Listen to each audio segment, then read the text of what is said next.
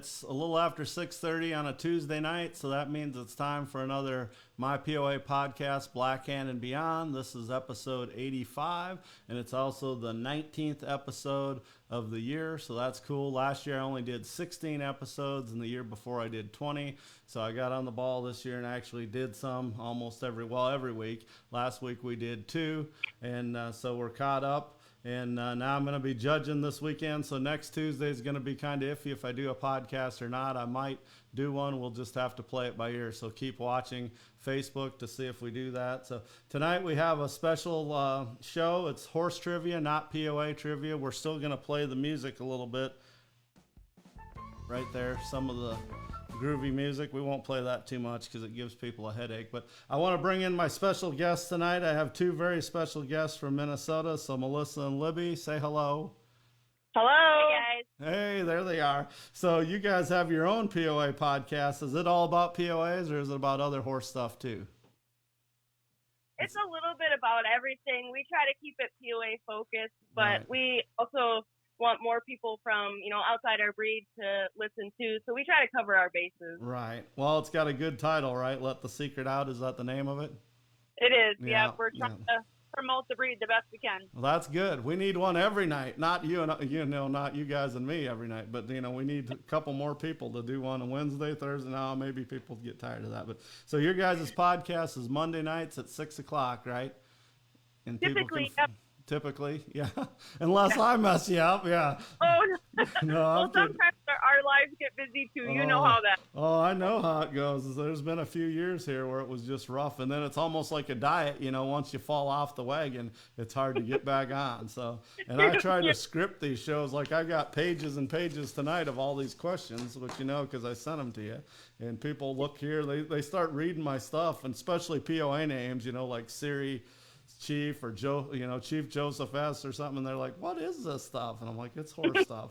But most of them here now know, they call me the pony guy. So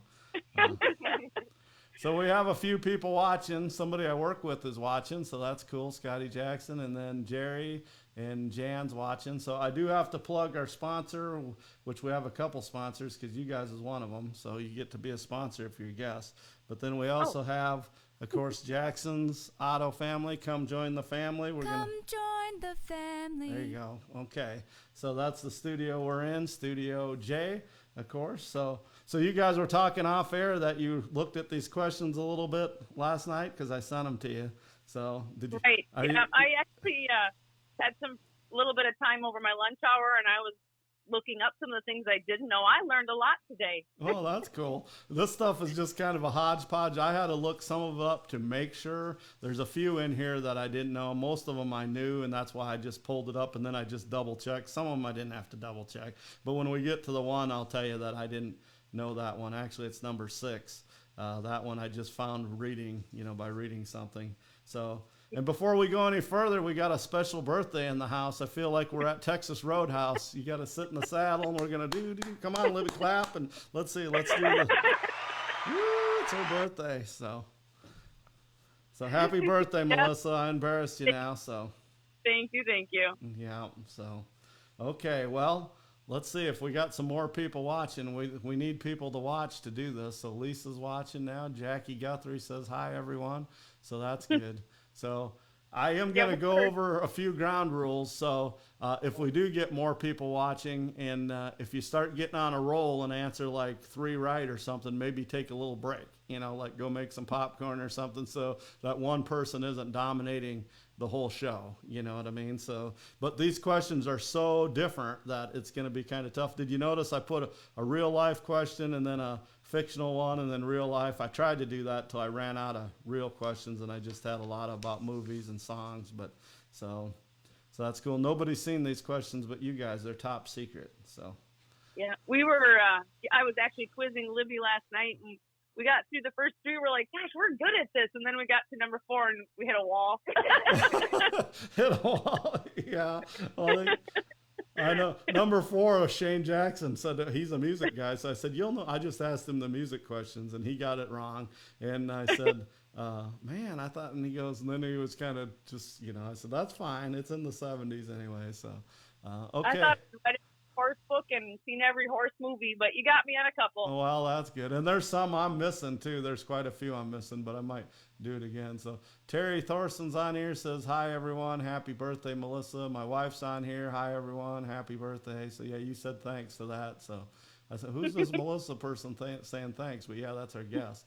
It's cool. You can do two things at once. I'm not used to that. So, all right. Well, we do have some people watching, so let's go ahead and do the first question. So let's see. Let's go over here to the screen. There we go. Hopefully everybody can see it. Are you guys watching it too? Melissa? Yeah. Okay. So is the question up there? Yeah. Yep. Okay. Hey, we made it 6 minutes and 16 seconds before we asked the first question. That's pretty good. So for everybody watching at home, the first question is, which Native American tribe is commonly associated with the Appaloosa horse? So this question's, kind of connected to POAs. Is it A, Navajo, B, Choctaw, C, Cherokee, or D, Nez Perce? So anybody can start answering. And they're just typing their answer in the comments. They're just typing their answer in the comments. Yep, just type. No, don't call in. This was one that we all, both Libby and I, rattled that one off right away. Right. Right. I think when Appaloosa person is just kind of something you've heard so many times. Right. Plus, isn't it in the rule book or something? I think it might be in the rule book even. Well, I showed the Appaloosa circuit a little bit a couple years ago, and they have a class that's called this. Okay. Yeah. Yeah. I was going to do a question about the Palouse and stuff. Maybe I'll do that if we ever do this again. So we got people answering. That's good. This is what we don't want to hear. We don't want to hear this. So we want to keep talking, and then of course we want to hear this. And we got several people that got it right already. So Jackie, Terry, Lisa, and Jerry all said D, and that is right. And I got to scroll my thing to see. Oh, a guy I work with says, "What's up?" See, I'm on my own page now, so I get people that are not into POAs, Right. But that's fine. Maybe they'll buy a POA. So. That's right. Yeah, That's right. we'll name it Jackson. I need everybody to go together and get a POA here. So that's right. D is right. Nez Perce, of course, is the correct answer, and that was in the Pacific Northwest. So, and then they corrupted the name Palouse to Appaloosa. Basically, it's a Palouse, right, and then an Appaloosa. So it's funny how things go that way. But okay, let's see how this works. Let's move on to number 2. Hey, it's working. Scrolling up. All right. So did you guys get this one right? Yeah. Yep. Okay. Well, you should. Yeah. Which actress starred in National Velvet? Was it Shirley Temple, Elizabeth Taylor, Judy Garland, or Natalie Wood? So these were all famous kid stars and teen stars. And man, Jackie Guthrie's on it tonight. She's the one that might have to take a break after 3 or so. I looked this up. It was a 1944 film. 1944. Yeah, that makes sense. The book, I loved the book when I was a kid. I think I read it 3-4 times. I loved this story. The book was written by a woman named Enid. I've only heard the name Enid a couple times. The town I live in is Enid, E-N-I-D. And then this lady, B-A-G-N-O-L-D. I had to look that up. I don't walk around knowing that. I knew this answer, but and the book was from 1935. So again, I looked that up too. And she wrote quite a bit of stuff and different things. But yeah. So yeah, we got a lot of people saying, one more and I'll go make popcorn. Jackie's been paying attention. I like that. Yep. So yep, that's right. Of course, Elizabeth Taylor. So I tried to put some of the other young names in there too. Libby, I'm surprised that's why I like different generations in here, because some of these questions are kind of old, and I almost called you to get some new questions. I know I'm missing some modern stuff. So You have a couple modern movies that yeah, there is Spirit I put in here coming up. So yeah. Okay, so everybody got that right, pretty much. Everybody that's playing along. So we move on to number 3. And number 3 is, who did Seabiscuit beat in the famous match race? Was it Man of War, War Admiral, Farlap, or Secretariat? And if you watch the movie, of course, this is a big part of the movie, right? But I just rewatched this on the way home. Well, I should probably say that. I played the YouTube clip on the way home and listened to the call, because I love when he says, so long, Charlie. So long, Charlie. Yeah, that became a saying. My dad grew up knowing that saying. Yeah, the so long, Charlie. You know, when you said something, when you're kind of telling somebody off, basically. You know, and Yep. yeah. So, all right, some people's guessing already. I should tell people to put the number on there, like put 3 and then whatever you want to put Right. on there. Now, once we get into the deeper questions, so I'm not confusing it. But I think Jackie went to make Right. popcorn. So Terry said B, some other Lisa said B, and Jerry said B. So, yep, War Admiral. I put Man of War in there to trick people up because he's War Admiral's sire. And then, of course, Far Lapse is my favorite movie of all time. If you've ever got to see that movie, it's hard to find now. It's an Australian movie, and the format doesn't always work on like DVD. It's a different type of DVD format. And then Secretariat, I just threw that in there because he's one of the most famous racehorses ever. So all right, is everybody having fun? Yep. The movie portrays War Admiral as being like 17, 18 hands and being much bigger than Seabiscuit, but he was not. They were the same size. He was not. And there's several things. I love that movie. Like, I'd rather watch that movie than, say, a romantic comedy or even a shoot 'em up, you know, even like Rambo or something. I grew up watching that stuff. But, you know, there's like the jockey when he says Red, you know, he goes, geez, how big is he or something, you know, and well, they were horse people. They'd know that, you know, and they wouldn't be that shocked by that. And then like the food and stuff there. But again, you know, it's a movie. Hollywood got involved, but at least they made it. I was waiting for Secretariat my whole life for that movie to come out, and they finally did. And then the colt was born, and he looked a little dark. You know, and I'm like, oh, I'm sitting in the movie theater going, I hope this ain't a mistake. You know, I hope they do well. And I didn't want to see Miley Cyrus run across the finish line on him or something, you know, like they changed the whole story. So once Disney gets involved. They need to make a movie about Man of War. That would be a fantastic. Oh, Man of War would be a good movie. Yeah. Yep. He was Big Red. And then, of course, Secretariat was Red, and Far Lap, they even called Red a little. You know, they were all big red racehorses. So, and they were big. But like you say, War Admiral, yeah, Seabiscuit wasn't that tiny. You know, he probably wasn't quite 16 hands, but they made it look like War Admiral was 18 plus and Seabiscuit was a pony, you know, like he was a reining horse or something, or a POA. And yeah.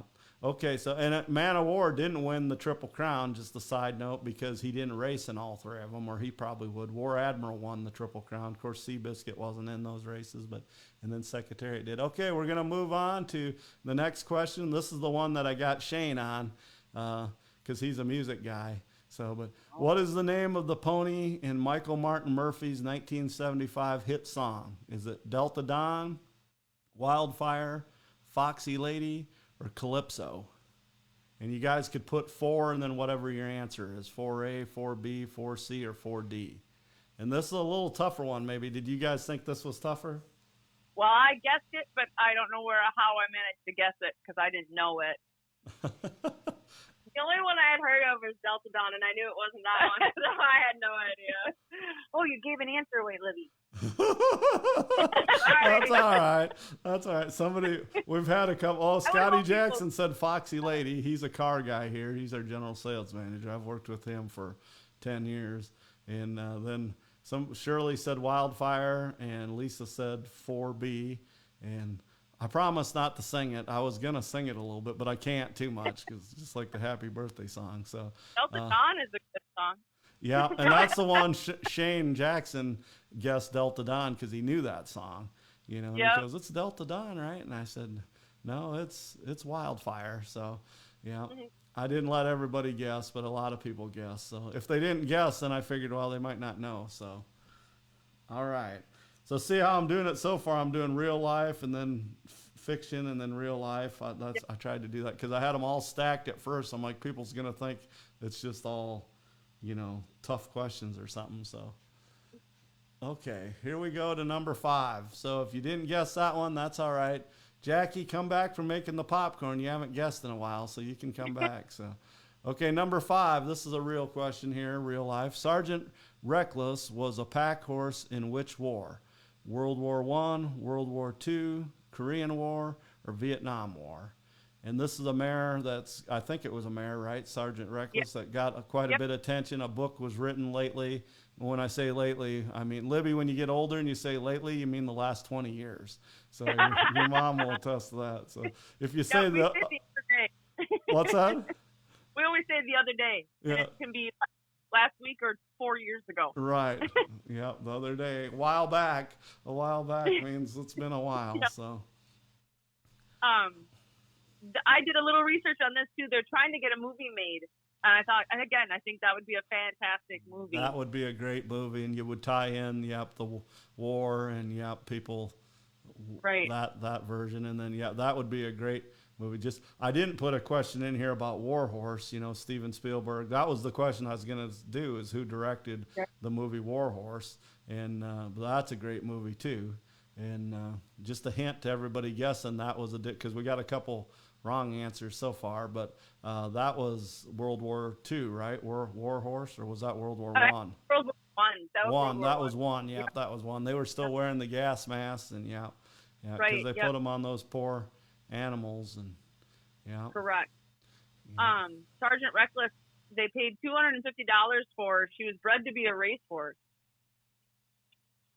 and then she ended up being a pack horse. I won't give the answer away, but in the country where the war was fought, they fought her over there, actually. And one day she made 51 trips up the mountain, hillside, whatever you want to call it. 51 trips. She'd take ammunition up, and she'd bring wounded soldiers back down. And then she'd go right back, turn around and go right back. And they brought her back to the country, didn't they? Did they? Yeah. They did. Yeah. And she won medals and all kinds of things. Right. She was shot twice and kept going. Wow. Yeah. And they did a good job later honoring her, and then like I say, lately now they have that statue, and I know there's a famous statue. I believe that's the cover of the book, or one of the covers. I think there's 4 or 5 statues to her at different memorials. Okay. Yep. That's cool. Well, we do have a right answer. Jerry Reeves says Korean War, and that is right. Yep, it's the Korean War. So that was kind of a tough one because a lot of people think World War II, because that was a huge war and it lasted a long time. But it was actually the Korean. Yeah, I'm glad you didn't say they paid, I don't know what the Korean money is, but I'm glad you didn't say, they paid 250 yen for her or something. You would have gave the answer away. So one thing I thought was funny is they said she ate everything, like scrambled eggs, Hershey bars, Coca-Cola. And I thought, God, we had a pony like that would eat potato salad and whatever. Oh, wow. She got. If you left it sitting next to her, she ate it. So she knew how to survive over there. Yeah, because they probably didn't always have oats. And I bet she didn't get any oats, but she might have got some, who knows what she got, rice or different things. I don't know what Korea has. Grass. I know they, of course, she ate grass, but it gets cold over there too. They have their winters just like we do. So, yeah. Okay, well, that one was the toughest question so far, I would say, as far as, for the panel, for the audience. So we got quite a few people watching. Gay from Australia just tuned in. She said hello. She hasn't guessed yet. So let's move on to question 6. Melissa, you did your research. I like that. So I learned a lot today, I told you. Oh, that's good. What a day to learn it on your birthday, right? So this is the question that I thought was tough. This one here I think is one of the toughest of the 41 questions. So what is the name of Black Beauty's mother? Is it Duchess, Princess, Gypsy, or Sugar? This is a great book. That's a great book. Did you look up when this was written? I knew it was written in the 1800s, but I did not. It was written in 1877. So, gotcha. Much older than it was. Yeah, I agree. By a woman named Anna wrote it. You notice a lot of these horse stories are written by women, so go figure that. So this is our classroom. This is on the classic shelf. We try to get kids to read it because it's a class. Yeah, that's cool. And the most recent movie is one of my favorite movies too. The most recent Black Beauty. There's been lots of different Black Beauty movies, but I really like the last one with the girl. There has been, yeah. No, not that. I'm sorry, I didn't know there was one with a girl. I'm sorry. So one that was real to the bookish.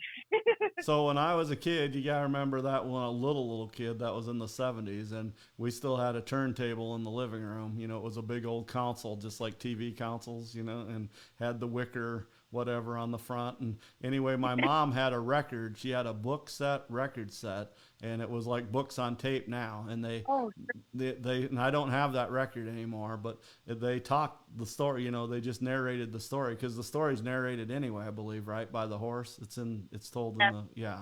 So, and I grew up listening to that. So I don't know if I technically ever read the book. It's been read to me by my mom, and then I listened to that record probably till I wore it out. So, Right. so one of my coworkers, couple of my coworkers guessed here, and they, of course, they don't know POAs, but this ain't POAs tonight. It's horses. So one got it wrong and one got it right. So, so this has been a tough question too. Well, this is the one that I had to, you know, I stumbled on this one. I read this question and thought it would be a good one. So I might give a few more seconds here to, all of those names could be the answer. I mean, they're all very common mare names. Right. Well, when I was doing it, I wrote Duchess, Princess, because I got to come up with all this stuff, you know. And then I wrote Gypsy, and then I'll just give people a hint. The last one I put was I was going to put Beauty, and then because that's a good name for a mare, you know. So Duchess, Princess, Gypsy, and Beauty. And then I'm like, wait a minute, the horse's name's Black Beauty. I better not put Beauty. And then so I put Sugar. So people still guessing, you know, it's not Sugar now, because that almost wasn't one of the questions. So. So to tie into POAs, there's a famous POA breeder that had a line of Duchess horses. Do you know who that was? They also had Gypsy in some of their names too, but they had Show Duchess, and it just went on and on. They still have, they're breeding today, the third and fourth generation, and they still have Duchess in their bloodline. Do you know who that is? Okay, so would that be like, oh God, I know Dutch Daytona's mom is Santee Fancy Dutch Perfect Duchess's mom is Santee Fancy Duchess. There you go. So that's the Santee Duchess, yep. And then the Show Duchess, and yep, and it goes on and on. And if you ever run into Bob Carr, he'll tell you the whole lineage. And of course, Gene, his dad, was big into pedigrees and stuff. But yep, that Duchess name's been carrying on for a long time in the Santee program. So yeah, Duchess. For probably about a year, named Dutch Black Beauty, and then Terry Thorson actually has her now. Okay, so yeah, I know. Black Beauty. So there's a Black Beauty. There you go. I'm sure that name's been used a lot in POAs.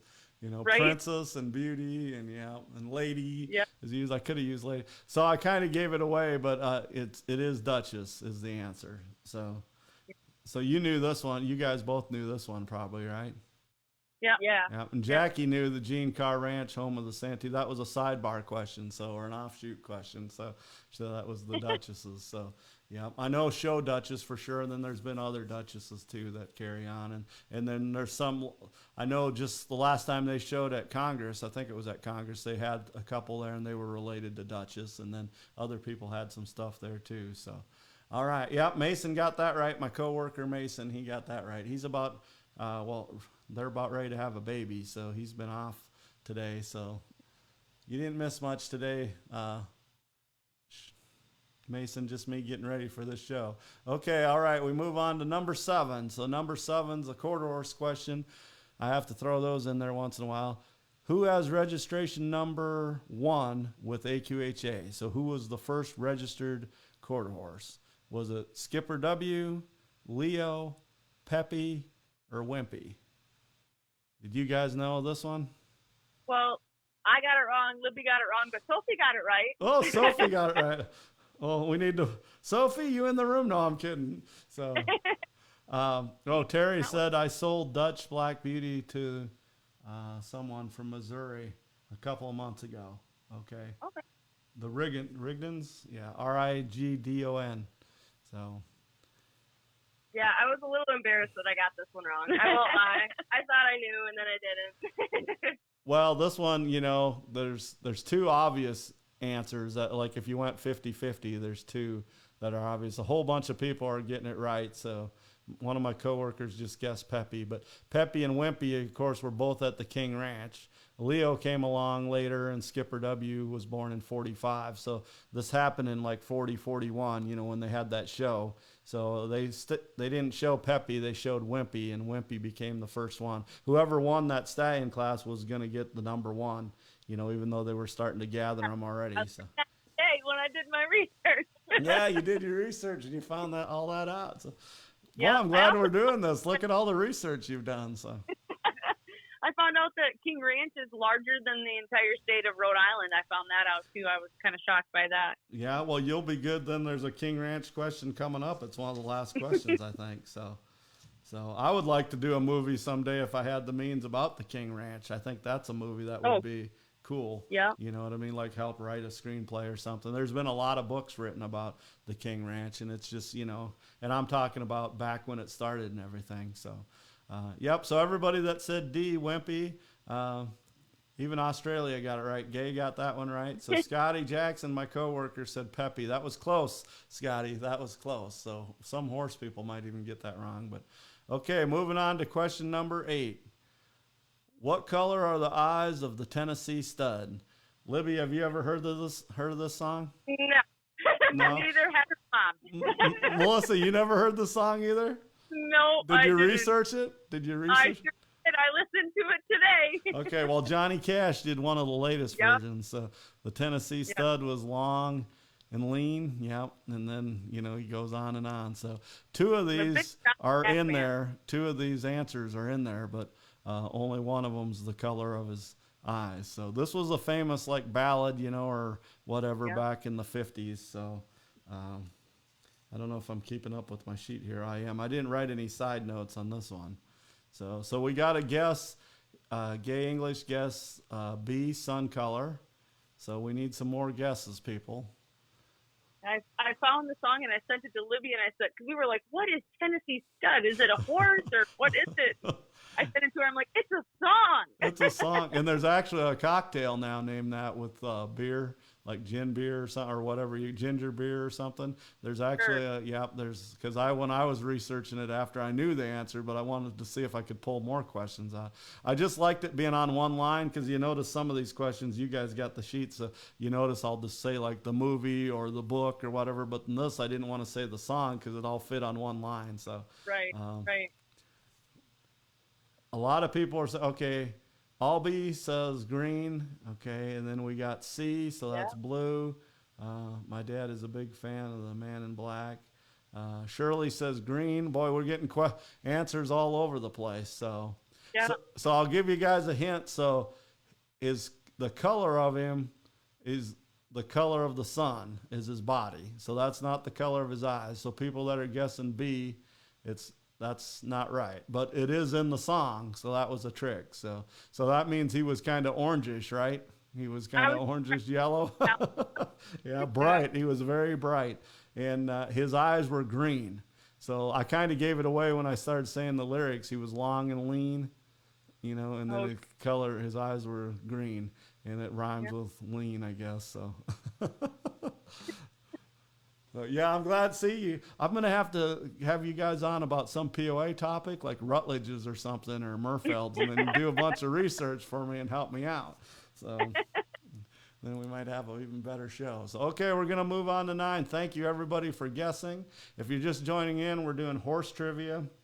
Kind of something a little different from POAs. It's just like when the Country Music Awards have a rock or pop star come on, we're doing horse questions instead of just straight POA questions. So we still can play our music in the background a little bit. Let's turn that down. But they're the Austin Powers theme song music. So, okay, let's move on to question number 9.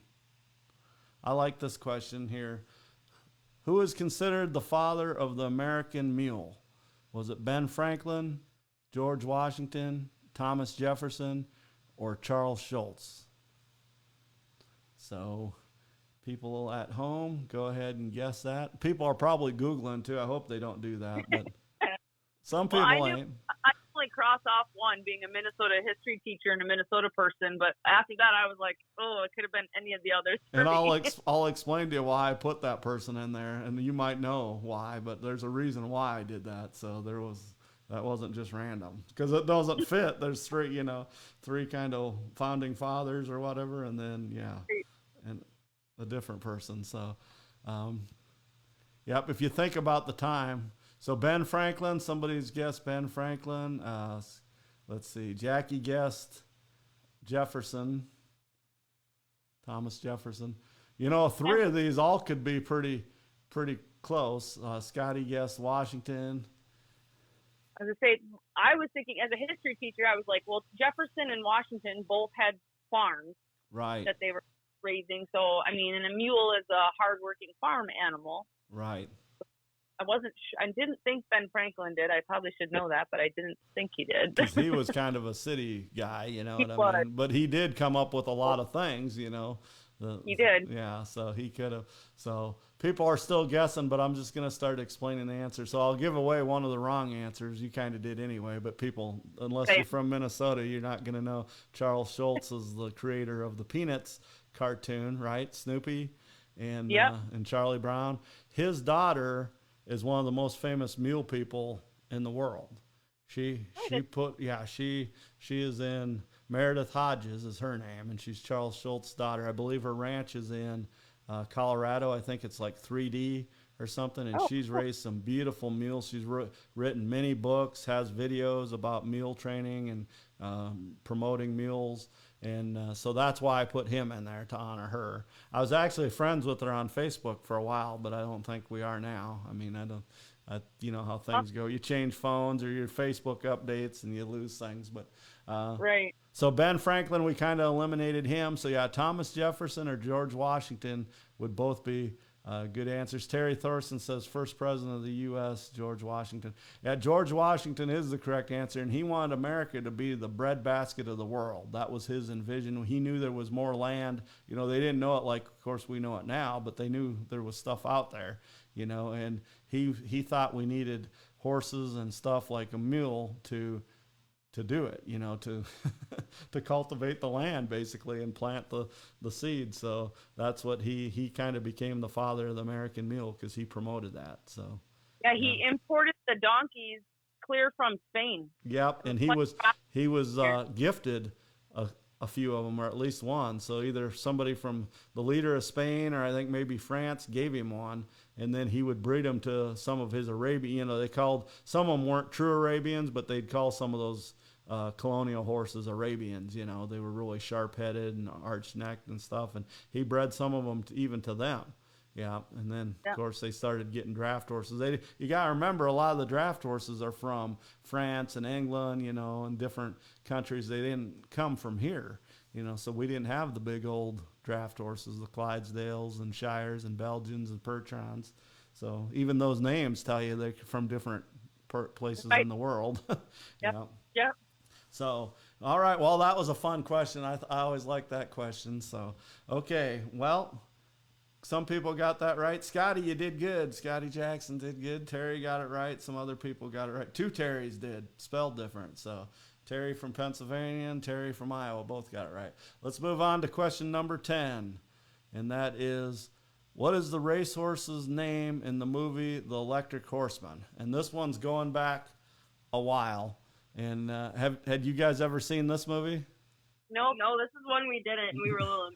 Okay. This is a tough one.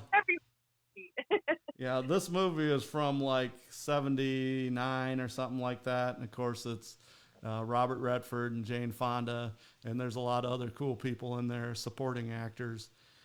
I believe Wilford Brimley, one of his first movies ever, he's in this movie. So it's a really cool story. You need to check it out if you see it on a streaming service or something.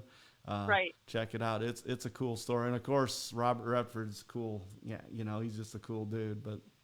And this is way before he made The Horse Whisperer. So yeah. That's a question. And I will tell you, one of these I made up. There may be a horse named that, but one I made up. Of course, one's the answer. One is the name of the actual horse actor that played the part, or one of them, the main one. And then one's a horse actor that was in another movie. So there's two horse actors in here, and then the one, you know, character name of the movie, and then one's just made up. So let's see what we got. No one's, I knew this would be a tough question. I figured the George Washington one would be pretty easy, or fairly easy, and then I followed it up with a slam here. So I did some research go ahead. On this, and Robert Redford actually bought this horse, and he kept him for 18 years before he died. Wow. Yeah, I knew that. That's cool, because he had, of course, he's got a ranch in California, you know what I mean, or somewhere out there. So Yeah. Thought that was a great story. Gay says C or D. D, she goes. Okay, and then Jackie Guthrie says D. So Yeah. no offense to the audience, but I knew some of the older people may know this one. I knew you guys might have a tough time with this question, but Libby, had you even heard of the movie The Electric Horseman? No, never even. Melissa, had you heard of the movie? No, I had not. Oh, wow. Well, watch it now. When you do your research, watch it. So Yep. can't see choices from phone. Please read. Okay, I'll reread them again. She can't see the choices. So the choices are Move On Over, Let's Merge, Towering Inferno, or Rising Star. I'm not sure if I ever read them, so I might have forgot to read them, but that's the 4 choices. So Move On Over, Let's Merge, Towering Inferno, and Rising Star.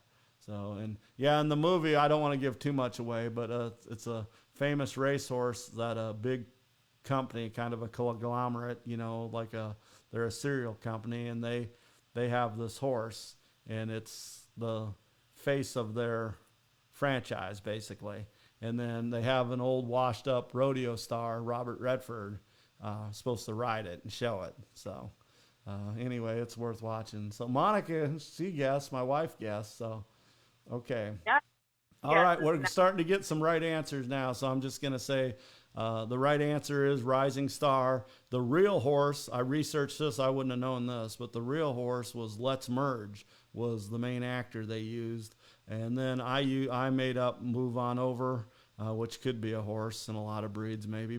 And then Towering Inferno is actually the main horse that played in the Phar Lap movie. He was the big red horse that played Phar Lap in the Australian movie. Towering Inferno was. So yeah, that's those. So Rising Star, that kind of sounds Hollywood, doesn't it? Rising Star. So, yeah. Yeah.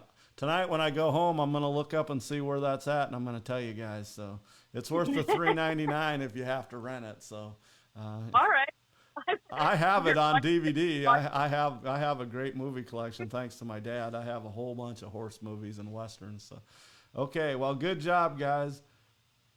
I've only had to watch the movie several thousand times. Monica said, you haven't watched it that many times, maybe 10. So she likes Robert Redford. Who's she fooling? Okay, we're going to move to number 11. So a real life question again. This one's going to be hard for some people, I think, although some POA people might get this. I don't know if they will or not, or it's a horse question. So Secretariat's first foal was registered as a what? Was it a thoroughbred, a paint, an Appaloosa, or a quarter horse? So, of course, Secretariat was a registered thoroughbred, right? And he won the Triple Crown in '73, one of my favorite horses of all time. Do you guys know much about Secretariat? I do. I love Secretariat story. And this is a great story, too, about how he wasn't doing so well in the breeding shed, and so they bred him to this test mare. Right. Well, yeah, they actually bred him in November, I believe, or December. They actually did it in December. I think they might have just been drinking, celebrating Christmas, because the baby was born in November, so of the following year. So there was so much money involved, they were nervous. You kind of see that even in the movie. They don't bring up about the breeding like this end, but they do bring up about they won't syndicate him. The syndication will fall apart. So, well, we got some wrong answers on this one, and we got some right answers. This colt was born in Winona, or was sold to Winona. The owner was in Winona, Minnesota, which is just half an hour from us. So right, that's the first POA show I ever attended, was in Winona, Minnesota. That's long before the Equestrian Center was there. Long before. Yeah. So it was at our little stables there. Or big stables, actually. So I was just going to say, but Albie beat me to it. First Secretary is the name of the horse. Yeah. They paid like $25,000, I think, for that mare. And she was just a nurse mare that was at that stables. I don't want to give too much away yet. But I'll just tell people, it's not a thoroughbred, or I wouldn't answer this, ask this question. So it wasn't a thoroughbred, of course. So it was either a paint, a quarter horse, or an Appaloosa.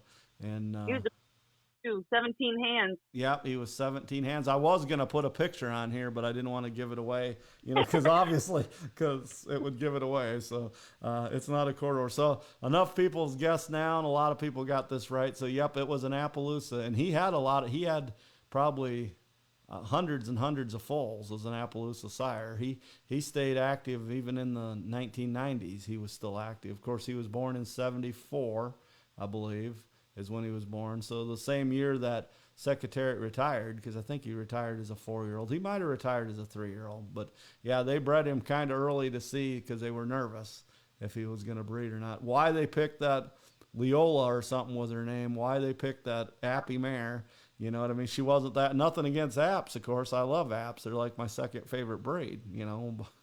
But they picked this nurse mare just to test, and then they just kind of dumped her off.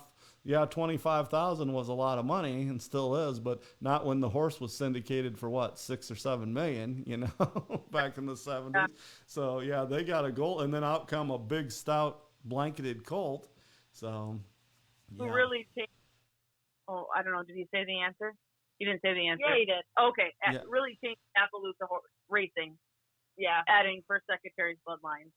Yeah. 247 foals he had, Kent. I did the research on that too. Yeah.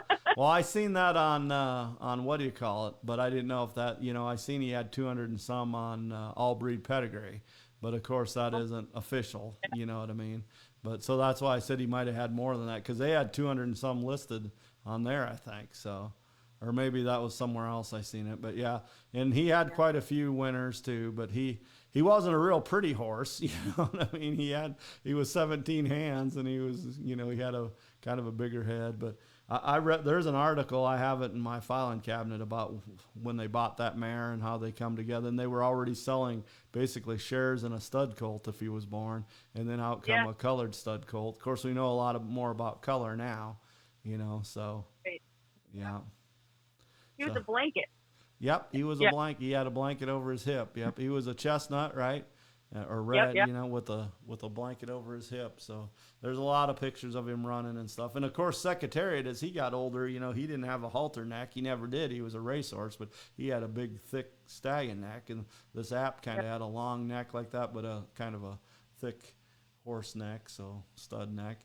All right, well, people did pretty good on that one. I kind of gave it away right away by saying POA people know, but nobody bred a POA to him because he was just too big. But yeah, and then the Minnesota connection there. So we move on to question number 12. What is the name of the buckskin horse Jim Craig rides in the movie The Man from Snowy River? Is it Bucky, Dunny, Denny, or Bromby? And I'll just tell you guys, this is like my second favorite movie of all time. I wanted to move to Australia when I was a teenager because Far Lap is my favorite movie, and then the two Snowy River movies, you know, they're just great movies. So, Libby, have you seen The Man from Snowy River? One of the old horse guys that I used to take lessons from made me sit down and watch it. Well, he kept referencing The Man from Snowy River, and he had to make me watch it. Well, that's good. He's a good trainer. Yeah, he's. I have not seen it. If I were to guess, I would have guessed Bucky because that's a good name for a bucky, and I feel like everybody names their. Well, just a minute. I gotta check the microphone. You've never seen it?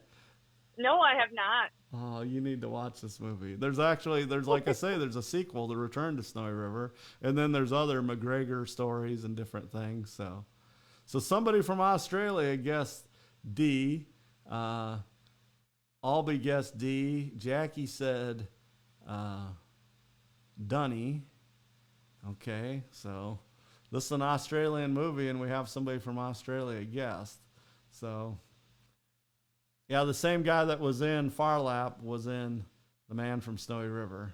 So, I think the only scene I've seen is when he goes down like some steep, really, really steep hill. That's the only. Right. It's like that one that you see the pictures of all over the place. Right, so. That steep. Yeah, that's what helped make the movie. I mean, that was a big part of the movie. I don't want to say cliffhanger because that's a dad joke, but it'd be like a cliffhanger, right? But right. Okay, now we had somebody guess, number 11. They're guessing number 11. We moved on to number 12, question 12. So, beautiful country and wild Brombies live through there. You can go on a 3-day trail ride through the country, Gay said. So, again, she's from Australia. So, yeah, I always thought the helicopter views and how they film those horses running wide open. So there'll be some more questions. There's at least two more questions about the man from Snowy River. So you can tell I like that movie. Only one about National Velvet. I don't think I've ever watched National Velvet, to tell you the truth. I have the book on my shelf, though. I do have that in my book collection. But okay, everybody, we got any more answers? We need some more answers here, some more guesses. So, all right, Cheyenne guessed B, Dunny. So I'll just tell you guys, I won't say the answer yet, but two of these are to trick you up. Well, one's the correct answer and one's to trick you up. So it's either Dunny or Denny. So it's not Brombies is what they were. You know, they were wild mountain Brombies, they called them, or what the wild horses, the Mustangs as we call them in North America. Would be the Brombies over there. And but anyway, and then he was a buckskin. So that's why I put Bucky in there. But in the movie, it's kind of hard to say sometimes if he's saying Dunny or Denny. But I will tell the answer now. A couple times he says, "Come on, Den," and he doesn't say, "Come on, Dun." He says, "Come on, Den, I need you," or whatever. So, yeah, it's Denny. So, another movie you got to watch, Melissa. Watch that one before Electric Horseman. So. Yeah, I'm making a list, I guess. Man, summer's coming. So you got spring break coming up, or is that over already? Spring break's over. It's almost graduation time. Yeah, you can tell I don't have any kids. So school gets out a lot earlier in Oklahoma. Way earlier. Now, Monica, this is a movie I've watched made you watch 1,000 times at least, over 100. So I would watch this every weekend if I could get away with it. But okay, so and then that's just my age too, because these movies come out when I was not quite a teenager, you know. And we already had horses. So okay, we're gonna move on. Let's see what time it is. Is it 7:19? We're doing good. We've been 47 minutes. Okay, question number 13. Let's go over here. Go this way. All right, question number 13 is, which event prompted the formation of the Budweiser Hitch? You guys know the famous Clydesdale Budweiser Hitch. There's many of them now they have. But was it the state of Missouri joining the Union, the end of the Civil War, August Bush's 50th birthday, or the repeal of Prohibition in the United States? So which one of those makes the most sense? I thought this was a cool question that I just come up with all on my own. So this is a great question. Oh, thanks. Got some history in here. We added some history in the trivia. So some of these are history questions, of course.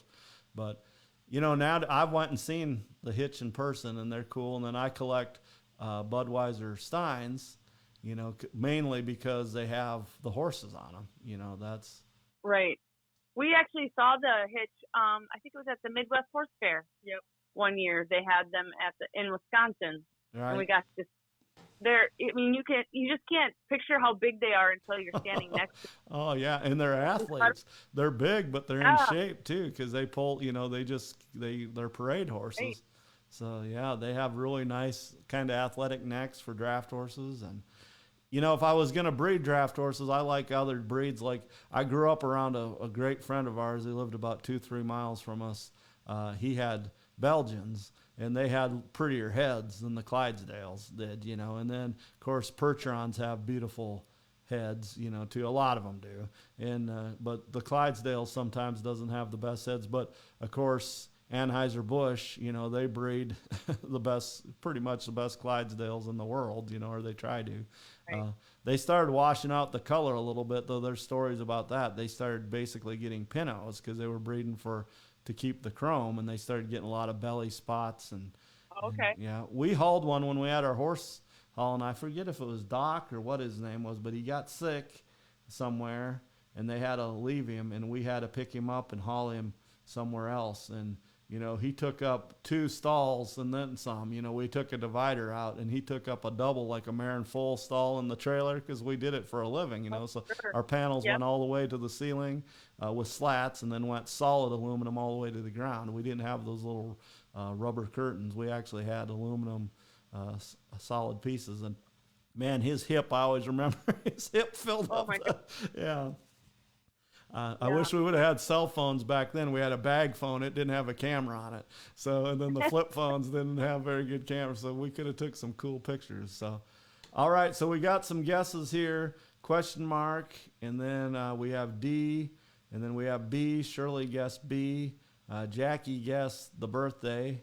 Monica wants to know what movie was that in. I think she's being a smart aleck.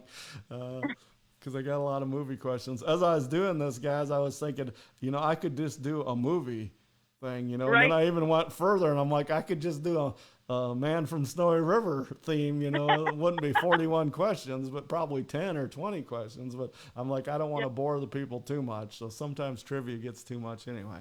So let's read these answers again. The question is, which event prompted the formation of the Budweiser Hitch? Of course, there's like 6 of them now. I think they have them like at SeaWorld, don't they? You might have did research on this, but they have them at different places where they're actually camped out.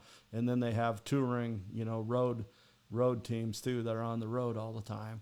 But the answers would be the state of Missouri joining the Union. As you know, the Grants Farm is in Missouri. So the end of the Civil War, you think about the what do you call them?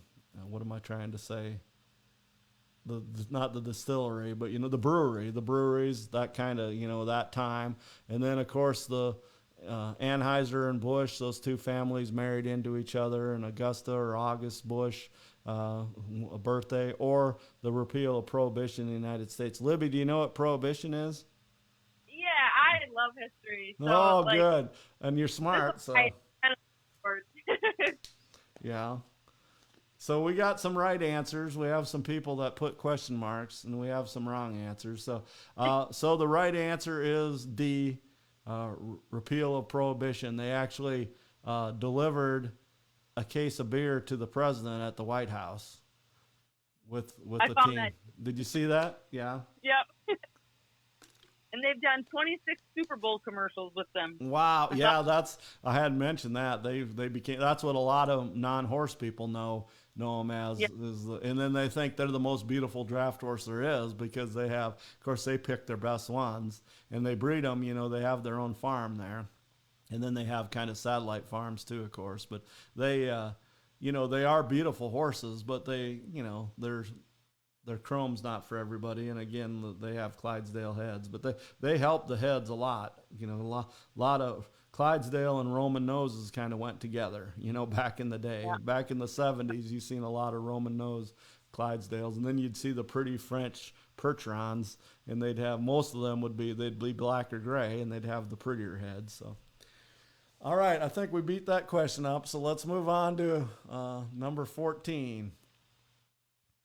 Okay, I always grew up pronouncing her name a little different, but Margaret Henry wrote many books based on what type of pony?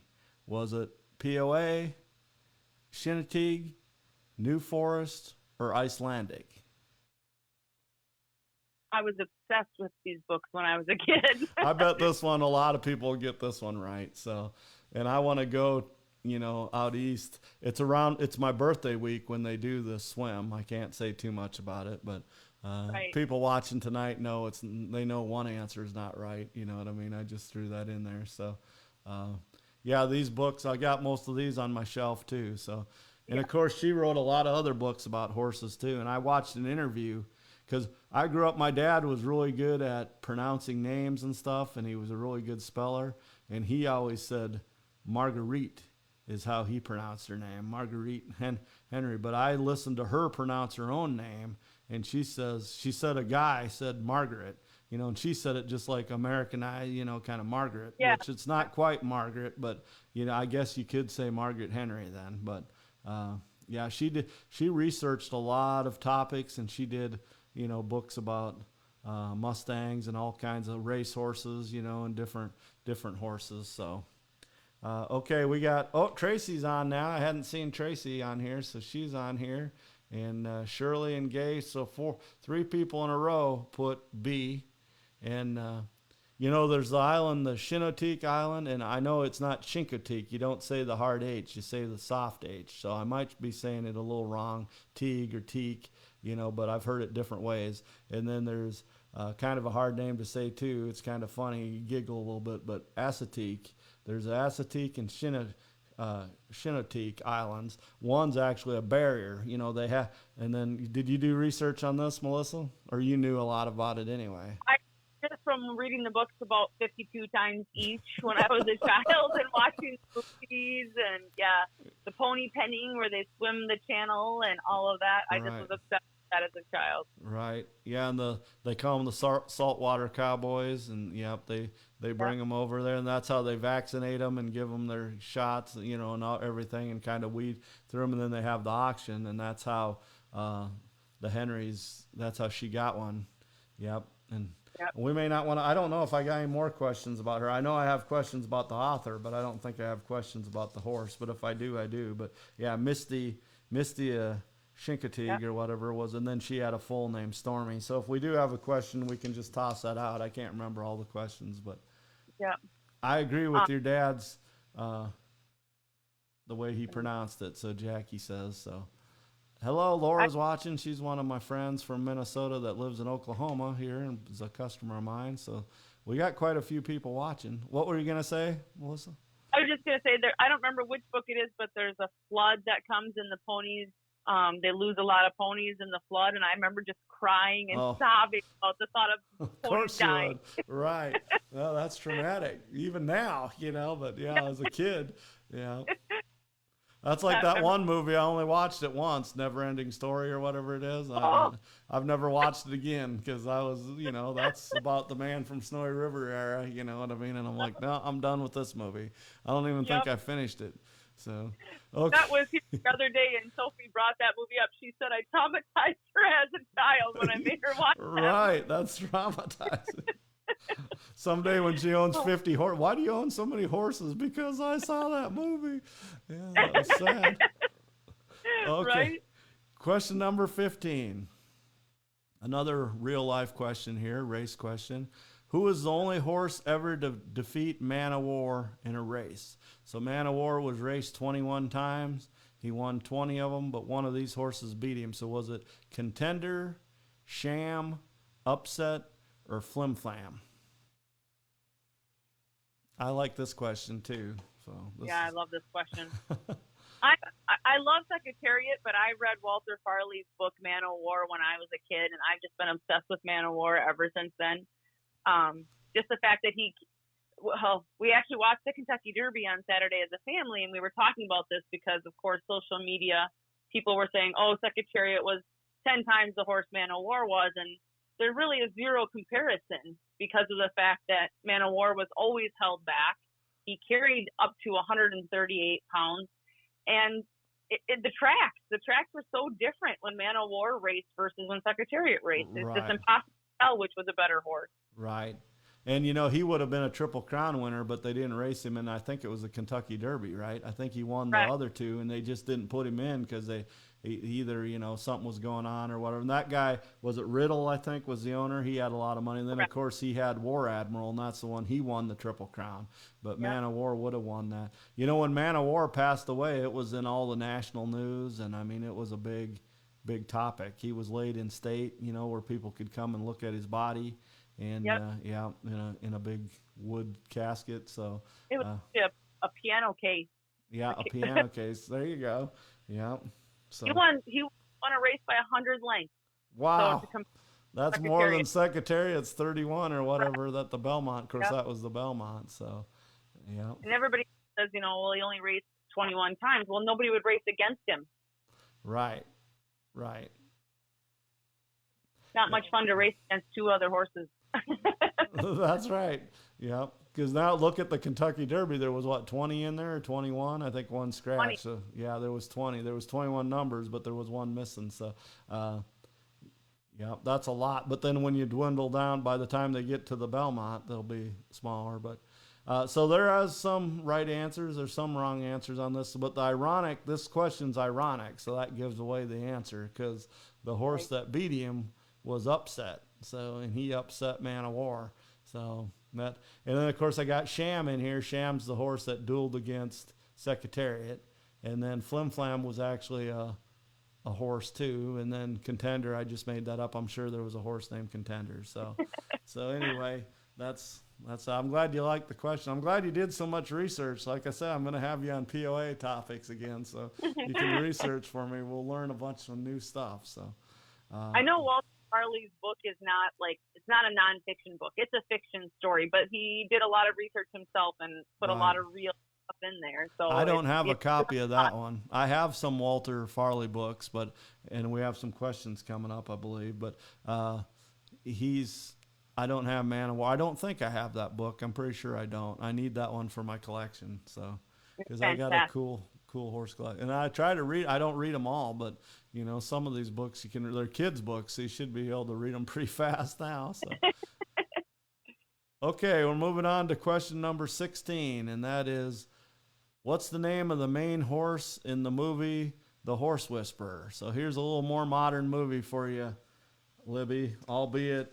It came out in 1995 it came out. I knew it was in the 90s, but the choices are Pollyanna, Plato, Patriot, or Pilgrim. So that's either Pollyanna, Plato, Patriot, or Pilgrim, the movie The Horse Whisperer. You guys have seen this movie, right? I did a very, very long time ago. I don't remember it much, but I do. I have seen it. I'm playing the crickets on you guys. No, I'm kidding. You've been great co-hosts, and I didn't know you were going to do all that research, or I would have did this a long time ago. So I didn't have enough time to watch all these movies. Right, I know. I should have told you, hey, we're going to do this in September, or better yet, I would tell you in September, hey, in February we're going to do it. You'd have all winter up in Minnesota, those long, cold winters. So a lot of people are answering this one so far. Terry, Tracy, Shirley. So again, I know 95 is a while back now, but it's pretty modern. So this is a good movie. This is a very good movie. Again, Robert Redford, he always, seems to get in these Western type movies. So have you guys ever seen that movie? It's not a horse movie, but he actually rides a horse in it. It's a ranch movie, The Unfinished Life. Have you seen that Robert Redford movie? I've not even heard of it. I don't think I've heard of that. I'm telling you, we do watch movies here. I was going to say, do you guys don't believe in TV, I guess? No, or movies. My dad loved that movie. That was one of his favorite, and that was even more modern. Jennifer Lopez was in it, and it was like 2006. He's pretty wrinkled up in that movie, Robert Redford, but he rides yeah. I'm with Tracy. The Horse Whisperer, the beginning of it was pretty awful. Like, it was hard to watch. Yeah, it was, but then it turns out pretty good. But yeah, it was pretty rough in the beginning. But I have this book too, because of course this was a book, The Horse Whisperer. But the acting is so good in this movie, and then of course Scarlett Johansson grows up to be, a famous star. So bigger than the woman that played the part of her mom, and then the guy that's in the Jurassic Park movies, he plays her dad. So in the original Jurassic Park movies, so English actor. So anyway, a lot of people guessed this one right, and Pilgrim is the answer. So I had a hard time coming up with 3 other P names, because at first I had Apollo and Plato, and I'm like, well, they don't fit with Pilgrim. And then I was trying to figure out names to go with Pilgrim. I'm like, let's just go all P's. So Patriot came pretty easy, and then Pollyanna was the last one that I figured out. That was a last minute substitute. So all right, let's move on to question number 17. Audience, you guys are doing good. Okay, another real life question, or again a real life question. Number 17 is, Dan Patch was what type of horse? Was he an Arabian, a quarter horse, a thoroughbred, or a standard bred? And you guys probably know about this horse because Minnesota, there's still a street at the State Fairgrounds named Dan Patch Avenue. Yeah. So he wasn't born in Minnesota, but he was purchased and brought to Minnesota. When I was a youngster, a teenager, I worked at a restaurant that was called the Old Barn Resort. And it had originally been a track. I don't want to say what kind of track, so I'll get the answer probably. But it had originally had a track, and he had raced at the Old Barn before. Okay. So there was a big thing up on the wall, and every day when I had to work, I would see that. So this was an easy one for me because it was. Well, this isn't giving talk. anything away, but you know the town of Savage, Minnesota. You guys probably have heard of that town. That was the guy that purchased Dan Patch. His name was Savage, and they turned basically his property into a town. You know, then that was a later time. You know what I mean? So we're talking the turn of the century. You know, in the early 1900s. Savage is a pretty modern town. You know, that way. Yeah. So, but yeah. So that's pretty cool. A lot of people are guessing. Oh, Jan Rogers is guessing again. Jackie Guthrie, Terry, Shirley. Let me go back over here. I might have missed somebody. I want to give everybody their due. So I'm sure Tracy said, I know this. Thanks, Tracy, because I told some people that, you know, don't, just like Jackie going to get popcorn, you know, early on when she answered 3 in a row. So Tracy had answered a few in a row. So, yep, a lot of people know this one. Standard Bred, of course, he was a pacer, and he was the fastest pacer of the time. And he had a box car, a train car, you know, all made up. And Doc Demers and I have talked about this at length, how he had products, you know, with Dan Patch on. They sold brushes, hair brushes, and for humans and horses, you know, and wash machines and all kinds of things. He was a celebrity way before, like Michael Jordan. You know, he was a product ambassador or whatever you call it. So, an influencer. So okay. Did we lose Libby? Did she leave? No, she's here. She's there. Okay. I got to get some more modern questions. These 1908 questions are boring. So here's another old question. So I know Tracy would know the answer to this one too. What were you going to say? We're missing a page of questions. So I was like, we went from 17 to 23 on my question thing. So. Uh-oh. So these are fresh. Man. Okay. So question number 18 is, Justin Morgan Had a Horse was written by whom? Was it Margaret Henry, Bill James, Zane Grey, or Ralph Moody? So all famous, pretty famous Western type and horse authors. And of course, Justin Morgan was a real horse. And then Disney made a movie, Morgan Had a Horse. They actually made a movie out of this. It's not very good. I've tried to watch it. So yeah, Tracy grew up with Morgans before POA, so that's why I knew she would know this one.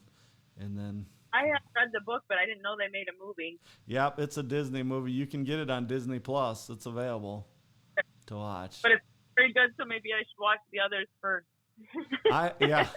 Yeah, I wouldn't watch this one ahead of The Man from Snowy River, or The Electric Horseman, or Horse Whisperer. Maybe before The Horse Whisperer.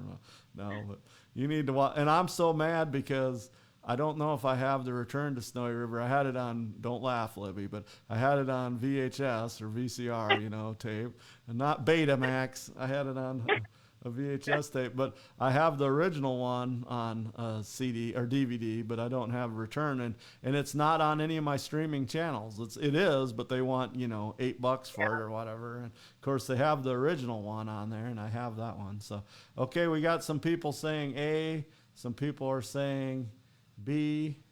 Yep, Tracy says also a Breyer model. So, yep, that's Justin Morgan's a Breyer model. I need to get that one. I'm starting to collect Breyer models now. If I can't have real horses, I'll blow my money on fake plastic horses. So. I haven't researched to see how accurate. I know this is like the story of how this breed got started, right? The Morgan. Right. Yeah, he was the foundation. Yeah. Yep. His name was Figure. But Justin Morgan was the man that had him.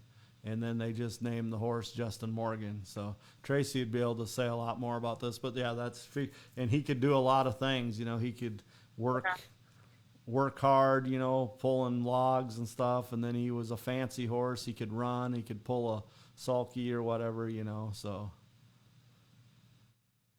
At least they don't eat, Tracy said. Yeah, that's true. They don't eat, and you don't have to shovel after them. Just wipe the dust off the boxes. You know, I've never been into keeping collector's things. Like when I was a kid, I'd get Hot Wheels, and I'd rip them open in the car on the way home, you know, even though I couldn't play with it in the car. I didn't believe in collecting stuff like that. And now these horses, I don't take them out of the box.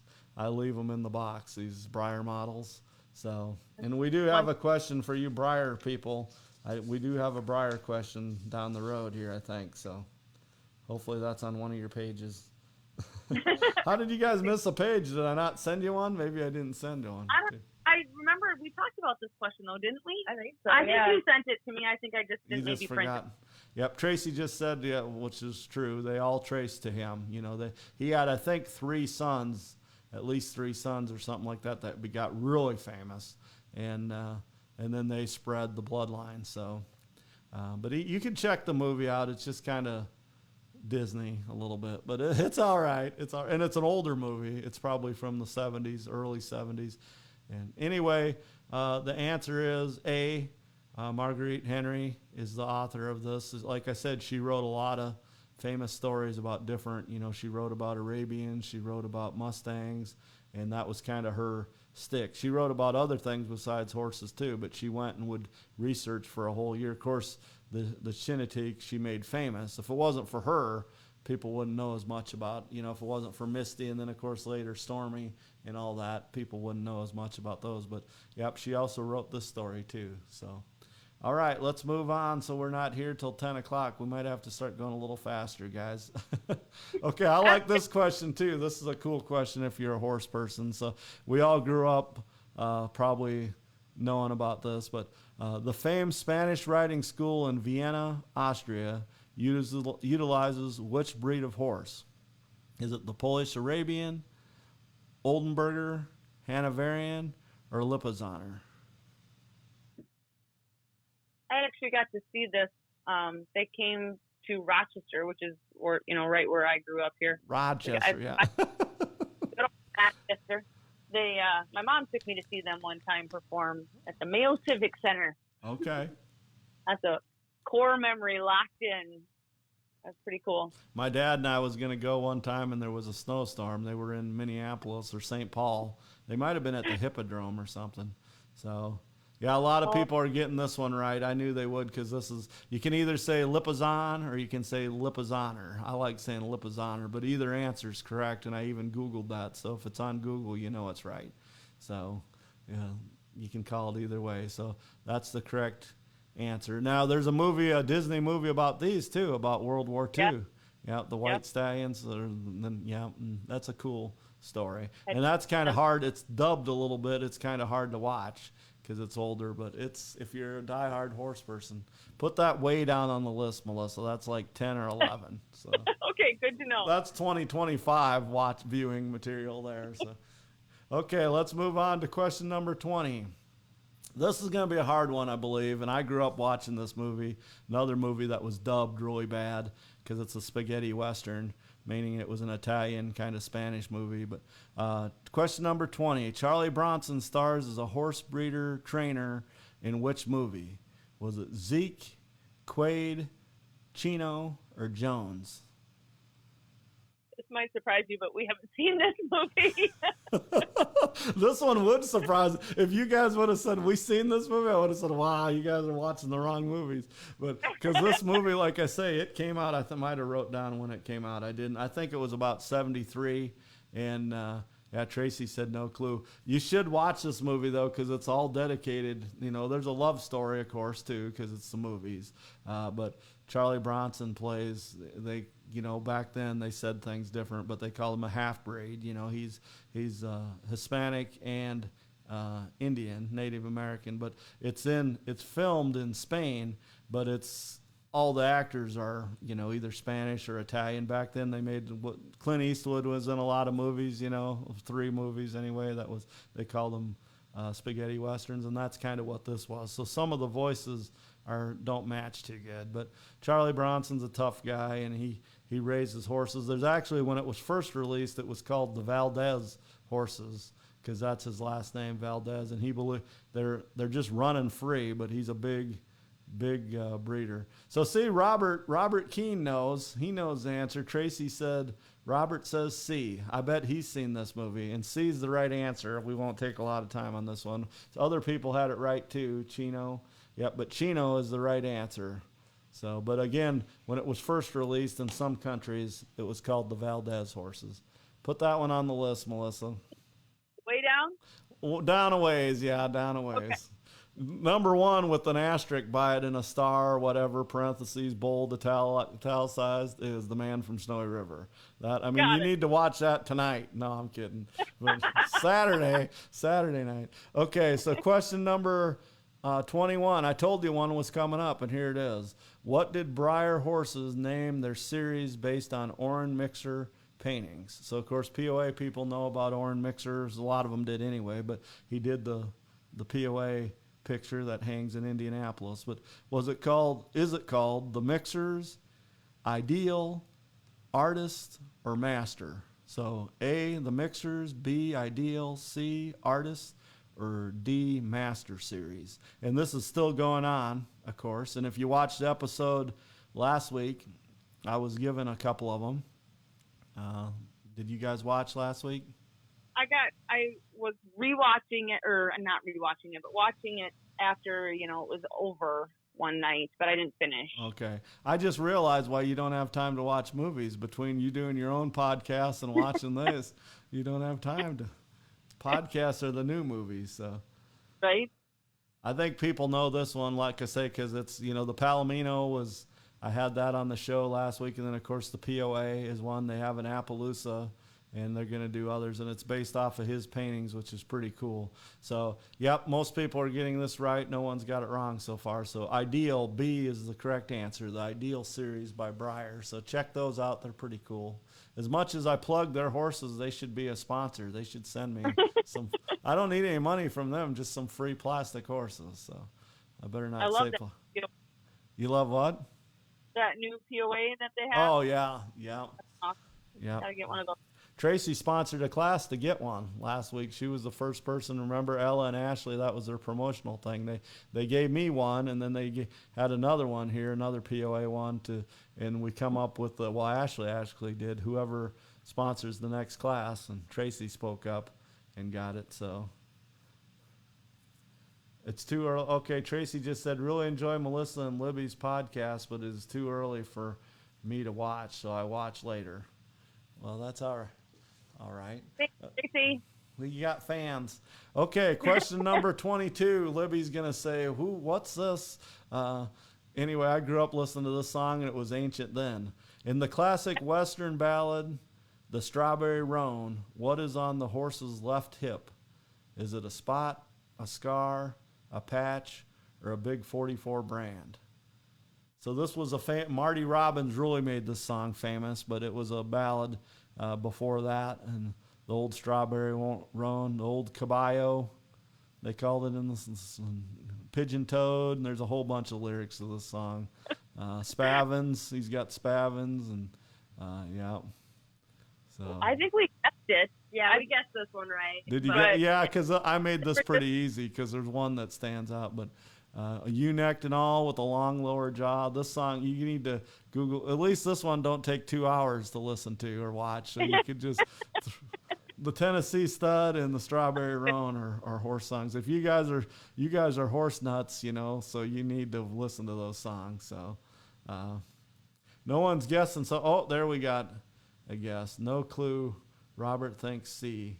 So and then Gay over in Australia says B. So like I say, we got to move on, so I won't take much song, but it says, now she guesses D. She changed it to D. Maybe she just typed B by accident. But a big 44 brand was on his left hip is what Marty Robbins says in the song. So that's pretty cool, I think. But anyway, it's question number 23. Is that right? We're on question number 23? Yeah. Yep. This is a cool question, I think, too, but this is a tough question probably. This is tied into a couple movies, too, real life and a couple movies. Let me get it up a little closer there on the top. The character Jim Craig in the movie The Man from Snowy River shares his name with which Team USA athlete? A hockey goalie, a swimmer, a gymnast, or a Greco-Roman wrestler? Did you guys know this one? No, because you haven't seen the movie, but you guessed it right. Well, Olivia had seen the movie, but we guessed right. That's just from one of my other most favorite movies ever. Yeah, I love it. I actually have watched this other sport movie, and I do like it. Don't say the other sport movie, because because that's a great movie too, especially a Minnesota connection for sure. Yep. Yeah, that's in Minnesota. I'm from Minnesota. Oh, I that see one. you guys watch those type of movies. Huh? Okay. I'm kidding. Yeah, you have my favorite movie of all time coming up here, I believe. So. Okay. Well, that's good to know. Now, Yeah. oh, I know what you're gonna say. That I one. know. Yeah, we won't say it, but I know. So Jerry just put 23. She didn't put the answer. Robert thinks hockey player. Robert's doing pretty good tonight. So Tennessee Stud is my favorite. Tracy said she knows the Tennessee Stud. Yeah. I listen to that song, especially when Johnny Cash did it. A lot of other people have done it too. So I listen to a lot of John Cash. I actually ride to him a lot of times, but I did not hear that one. That was not one I've heard before. it's an old song. It's definitely an old song. So is the Strawberry Roan. So they're back when you said country and western back in those days. So okay, so the answer to this one is Jim Craig was a hockey goalie on the U.S. Hockey team that beat Russia and then went on to win the gold. You know, Russia was the game before the gold medal game. In the movie you guys are referencing to, of course, go ahead and say it. Miracle on Ice. Miracle. Yeah. And that's a great movie. Of course, Herb Brooks, and my brother's a season ticket holder up at St. Cloud State. That's the Herb Brooks Arena, you know, and there's a big mural of him on the wall there, a live photo, basically, actual photo of him. That's a mural. And he did a lot for hockey, especially in the state of Minnesota. But his goalie he picked was named Jim Craig, just like the fictional character in the movie. That was just a coincidence, but. Yep. Okay, moving on to question number 24. The novel Palomino was written by which author? Was it Willa Cather, Danielle Steele, Louis L'Amour, or Elmore Leonard? My mom was a huge. I think she had every one of this author's books, and this is the one book when she passed away, and I couldn't keep all of her books. I kept this one because it had a horse cover. I was at a garage sale, or I don't know what kind of sale it was, a estate sale or something. And I seen this book. It doesn't have a dust jacket, but I grabbed it for like $1 or a quarter or whatever, just for my horse collection, Palomino. And this author doesn't usually write, about horses. So, but and I read this book, and then of course I seen the movie too. But the movie's pretty good too, and it's actually a good story. So It's a good book. yeah. I don't know what movie. I haven't seen the movie. People Tracy says Robert even knows this one. So, yeah. Jackie says B. Shirley says B. So, yeah, one of the most famous authors ever, probably, especially, in the 80s and 90s, big time, was Danielle Steele.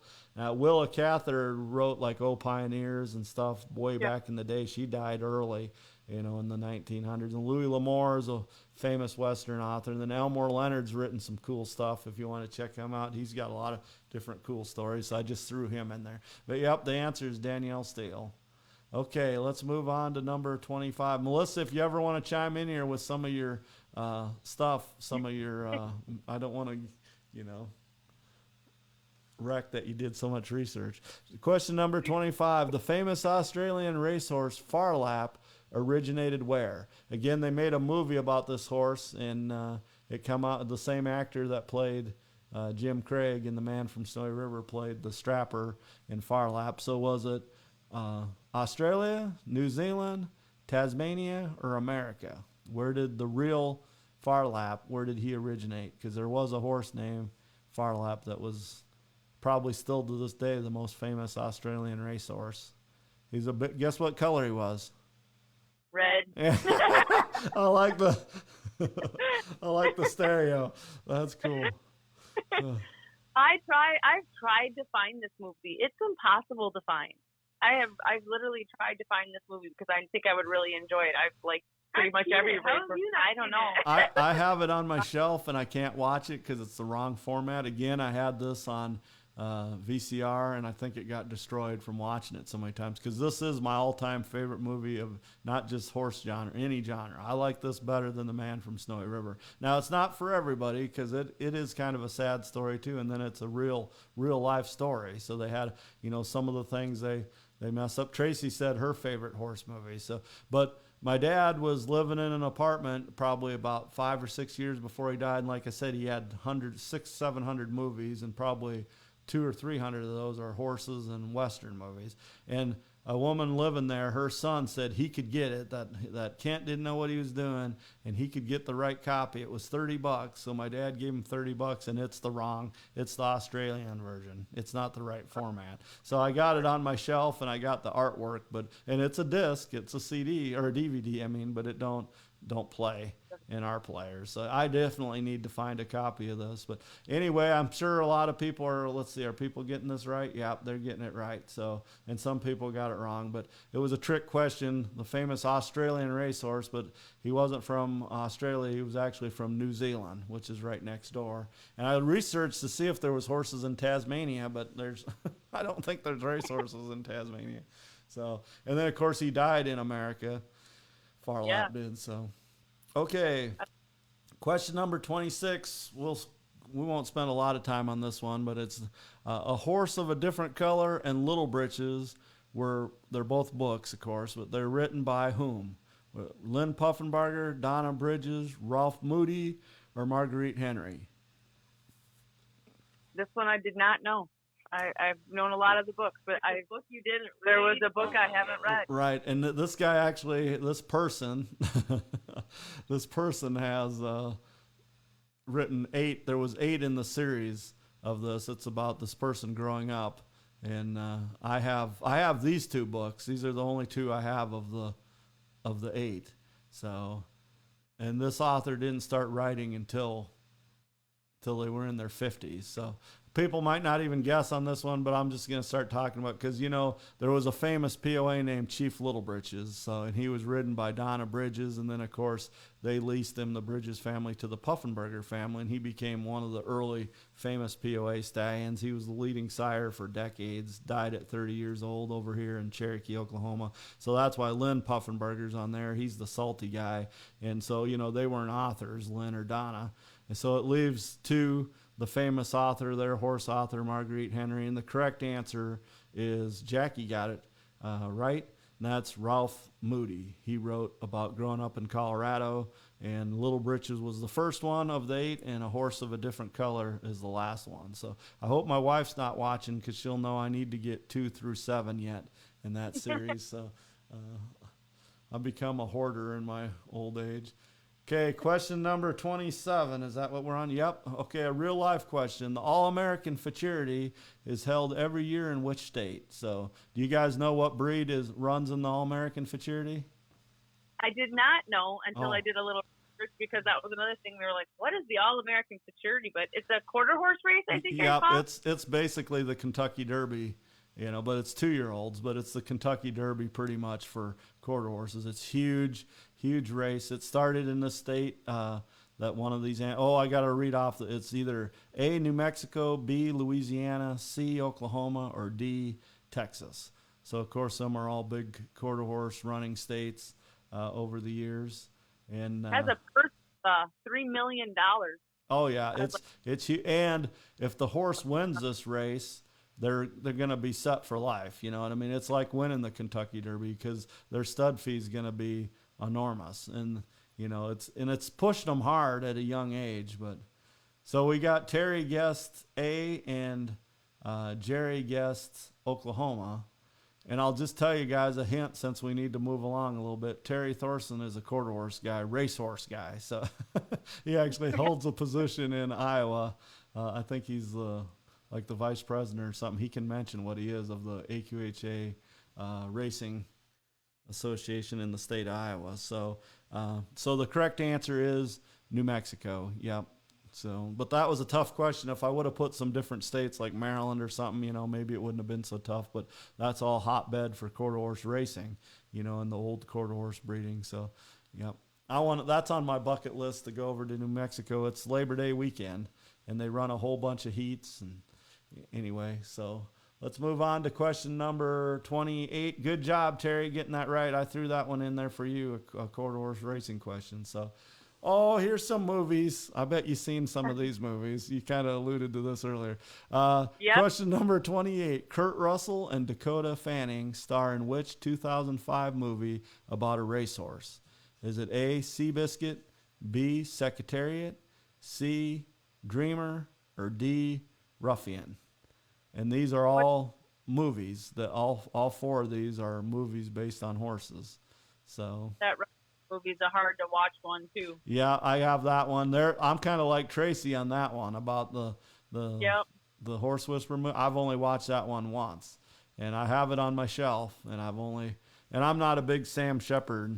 He ain't one of my favorite. He's not one of my favorite actors. But anyway, he does a good job in that movie, I guess. But that's a sad movie to watch. It is hard. Yeah. So let's see. My wife chimed in on this one, and Tracy said D. I don't know if that's for question 28. I think it is. I mean C. She said, yeah, Tracy, you're just trying to get people off. Typo. She fat fingered it and put D. No, she was just trying to put people. So the only horse on here that's not a real name is Dreamer, right? But it was based off of a real type story. Of course, Seabiscuit we've talked about, and Secretariat, and then they finally made movies about them two. When they made the Seabiscuit movie, I'm like, come on, make a movie about Secretariat, because Seabiscuit was way back in the 30s, and they didn't make it until 2003 is when it came out. But finally, Secretariat come out. Then Ruffian, I think, was an ESPN movie or ABC or something like that. But Dreamer, of course, is the correct answer. I went to the theater and seen that one. That was the one Libby got very excited about. That's that's one of my favorite. That's one movies. of your favorite movies, yeah. We kind of got a Kurt Russell theme going on all of a sudden here because we mentioned Miracle, and then there's not going to be any Overboard or other questions about him. So Big Trouble in Little China or some of his cool movies. Okay, moving on. Question number 29. In thoroughbred racing, how many Triple Crown winners are there? So we just had the first leg of the Triple Crown, of course, the Kentucky Derby, and we haven't had a Triple Crown winner since 18, but that's pretty recent compared to what, in history. There was some decades of droughts there. So the answers are either A, 10, B, 11, C, 12, or D, 13. How many Triple Crown winners have there been? Meaning they won the Kentucky Derby, the Preakness, and the Belmont in the same year, of course, for 3-year-olds. You guys like horse racing, right? You watch the Derby, you said. Yeah, definitely watch and keep up with it a little bit more than Melissa. But I just will never forget. I was only 15 when American Pharoah won, and I was sitting there sobbing. And I can. The call, the 37-year wait is over. American Pharoah is finally the one. I word for word can still remember it. Yeah. We were both crying, and I don't remember who else was in there.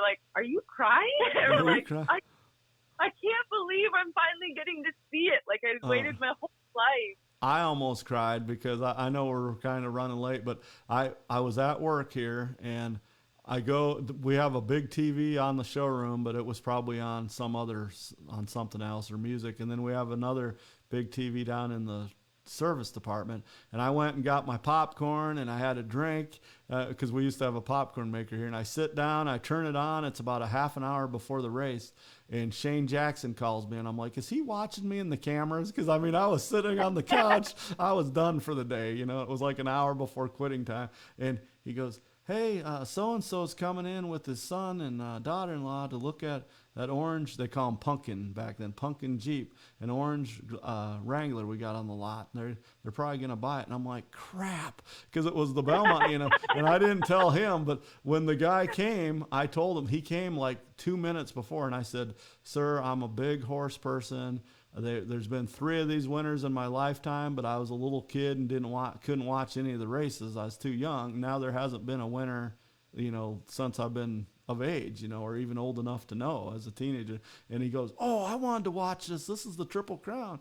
And so he sat down and we watched it. His family, 4 people and me, sat there and we watched it when he won. So that was kind of cool. Yeah.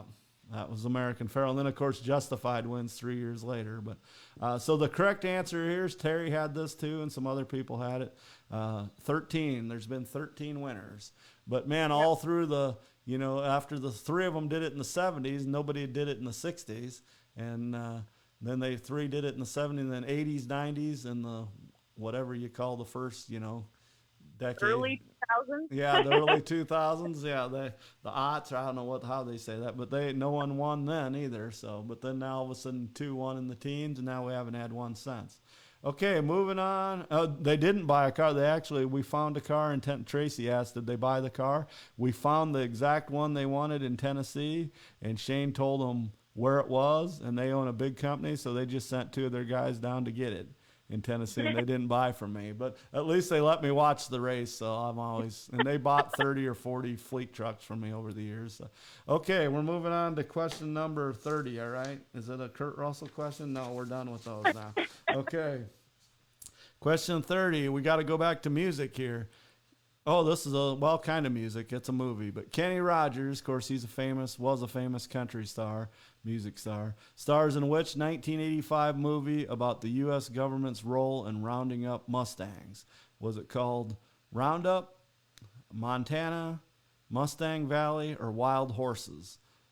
So, guys, I believe if you never heard of this movie, that's fine. I'm not going to judge you on this one because it was a made-for-TV movie, I believe, in 1985. And it's on streaming services now. And I barely remember this movie when I was a teenager, and then I watched it again. I've watched it a couple times in the last 5 or 6 years since streaming's become so popular.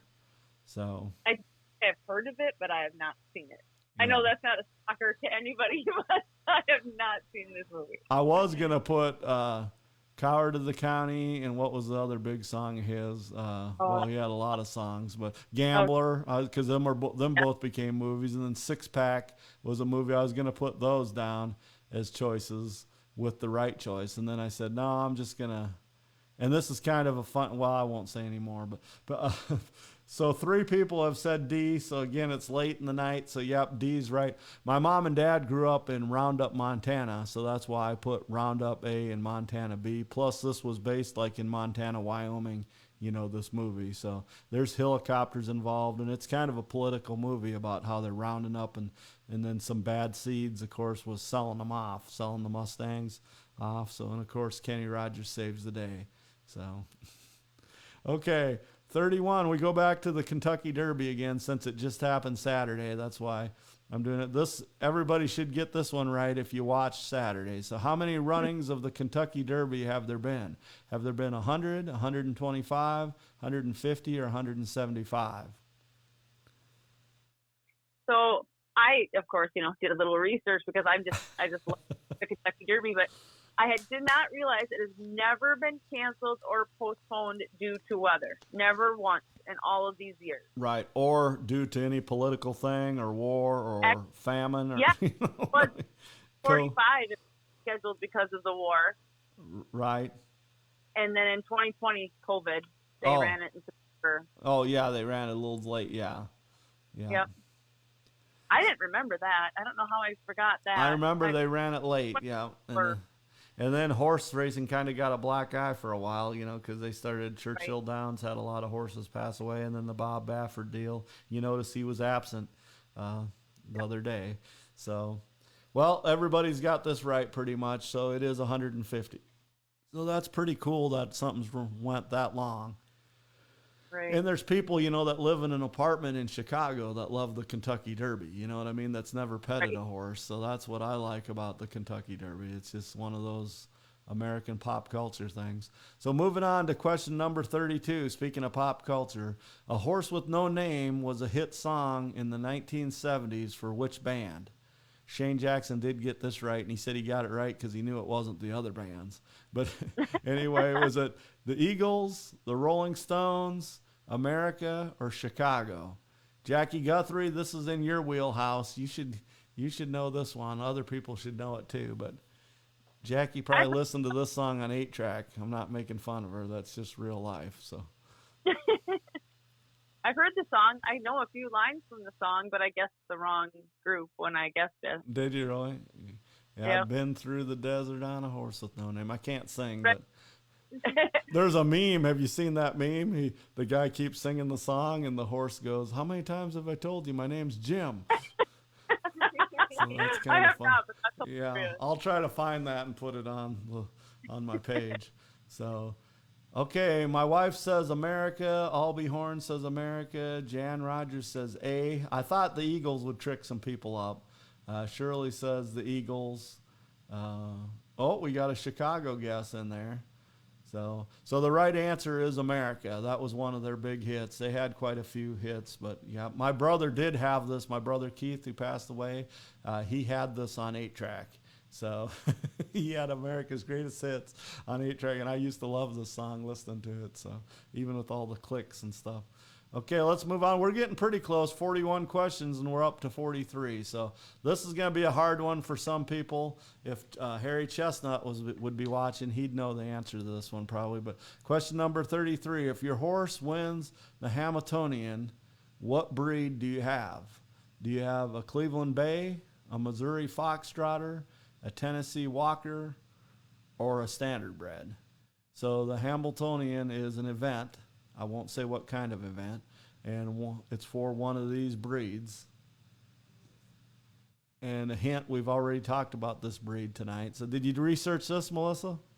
I didn't have to. Well, have to because it's a Walter Farley book.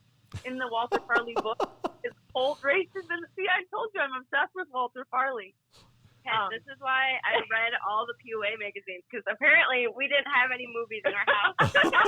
You had books, though. We only had books. We only read. Here's a trivia question. What's Melissa's occupation? She's into education. So she pushes books and reading, so not watching movies. Man, the last day of school, you need to bring in the player and the streaming service and let kids watch some shows. I grew up in the middle of nowhere country land with 3 stations on TV. I learned to read a lot. Yeah, that's true. That's true. We used to rent a VCR. We didn't even buy one. We used to go rent one at the store, at the video store, and it was a local little video store in the small town. So most people got this one right, and of course it is Standardbred. So, of course, we talked about Dan Patch. He was a famous Standardbred. There's Pacers and Trotters. So, but anyway, moving on to question number 34. So another movie question. This one's a tearjerker, heartbreaker movie. Wild Hearts Can't Be Broken is a 1991 movie about a young woman working with what type of horses? Are they racehorses, high dive, steeplechase, or polo? Have you guys heard of this movie? Guess what? We've seen the movie. Yeah. Oh! And not last night, right? You actually have seen this movie. Not last night. No, I've actually seen this movie. This movie kind of terrified me, not going to lie. Yeah, like, I get on the young ones. I'm not scared of, horses throwing a buck and stuff, but watching this, this is a little rough. Now, not to offend you guys, because you've been great guests and you're playing along great, but you've seen this movie because it's kind of a chick flick, so... True story. Did you know it was based on a true story? I did know that, yeah. And that's the year I graduated from high school. Now, I didn't see this movie in the theater because I was probably going to see Kindergarten Cop or whatever, Rambo 16, whatever movie was popular in 91, Bruce Willis or something. But I did watch this movie on VC. I might have this movie too. I don't know if I have this or not. But so we got people guessing polo. And unless she was guessing, she might have guessed from the last one. So high dive, we have a guess, 34 high dive. So we're going to move on because this movie's not that famous. I mean, it is a great movie. You guys love the movie, right? Or like the movie? Yeah. It is terrifying, and the reason that it's terrifying is it's a high dive act. So, yeah, on the what do you call that? Coney Island, right? Or wherever they were. Yeah, and they actually, I thought, why don't they just get on the horse down below and ride it all the way up? But there wasn't room to do that instead of jumping on it, But if you haven't seen the movie, you need to see the movie. I won't give too much away, but I did change it. I put girl working with horses, and right at the end, I changed it to young woman. So I'm trying to be politically correct. So it is high dive. B is the answer. Moving on to number 35.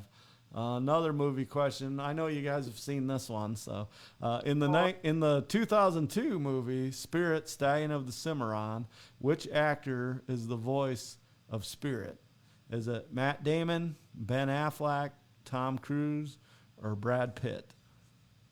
This is the best movie ever. This is my favorite movie of all time. I can sing all the songs from the soundtrack. I was gonna put Bryan Adams as one of the answers, and I'm like, nah, I won't do that because the soundtrack was basically Bryan Adams, right?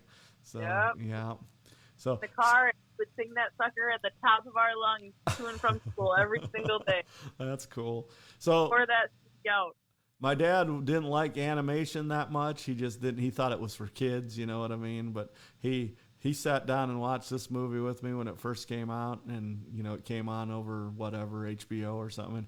He liked this movie too because he said, "Boy, this is they did so well with this." And I'm like, "Yeah, Dad, well, you should watch superheroes cartoons or something." But Tracy said she's never seen it. I actually got a stuffed horse in my garage. Yeah, I have a. We'll watch it together. Yeah, I think I have another question coming up that I almost screwed up and gave the answer to. I did. I almost said what color my stuffed horse was. So question number 39, we could have skipped that one. But yeah, I'm going to actually get a movie poster I plan on and getting like the DVD. And so I have the DVD, but making a little thing because I have this. I don't know how I got that little stuffed animal, but he's probably about 2 feet tall and it's a little stuffed spirit. So anyway, let's see. We got some right answers, I think.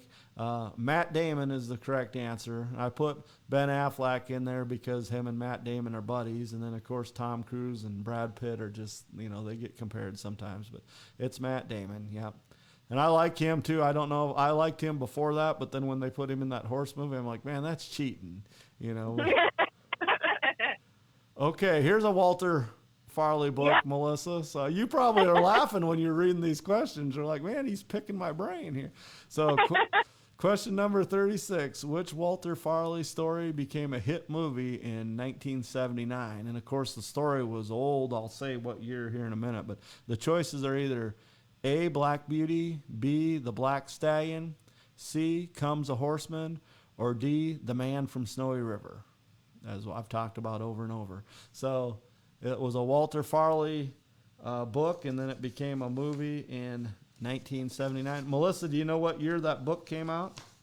Ooh, I don't know what year the book came out. I shouldn't say maybe because it might eliminate some of these answers, but I think people are going to know anyway. But 1941 is the year the book came out, so it took them 30-some years, almost 40 years before a movie came out.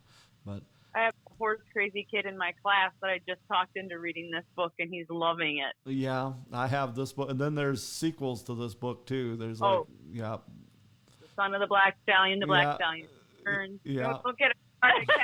That's all right. You gave the answer away. Hey, everybody, just ask Melissa. No, we're running late, so we needed to. So this one was pretty easy, The Black Stallion. So Walter Farley book. Again, he did a lot of research. Wouldn't he? I'm not big into meeting, like we just mentioned, Matt Damon and Tom Cruise and stuff. I mean, if they were in the next town over, I probably wouldn't stand in line to meet famous people. But certain authors like Marguerite Henry or, Walter Farley, I'd stand in line in a tent. I'd sit in a tent for days to meet some of those people. They're all gone now. You know what I mean? Some of them have been gone for almost a decade, a century, not a decade, a century. They've been gone a long time. But in like certain artists and different people, but, and like Louis L'Amour and Zane Grey and all these guys, they're all gone now. And they had a lot of cool stories, backstories and stuff. Okay, so speaking of artists, here's number 37. Which artist painted Bronx to Breakfast? So was it Frederick Remington, Orrin Mixer, Harold Holden, or Charles M. Russell? So all these guys are well-known artists. So I actually looked up this print so I could see what it looked like. It's pretty intense. It is. I have this print, and yeah, it's pretty cool. I think Doc Demers has this print or had it in his house. His partner gave it to him because my dad was always a big fan of this artist, and I have books on several of these people.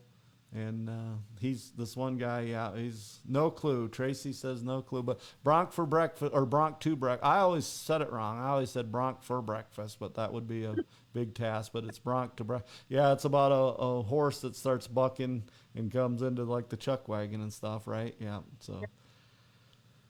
So there's two answers that stand out more than the other ones. So the ones that don't stand out, Orrin Mixer is a famous portrait of horses. He became a great photographer, and then he did a lot of famous pictures or paintings, and he did the POA one. But he mainly did scenes where they're just profile and stuff. And then Harold Holden just passed away lately. He was an Enid resident, but he's a very famous artist. You can look up a lot of his stuff. He's well known across the country. And then so the two that are close would be Frederick Remington and Charles M. Russell. Of course, there's Remingtons in the Oval Office, statues. He did a lot of statues. But the correct answer is Charlie Russell, of course. So he did a lot of cool horse. You can tell he lived that life, you know what I mean? He was an Eastern guy that moved west or whatever, but then he worked on ranches and did a lot of research, and that's how they said he'd sketch in his sketchbook and then go back and paint that stuff. So that's pretty cool.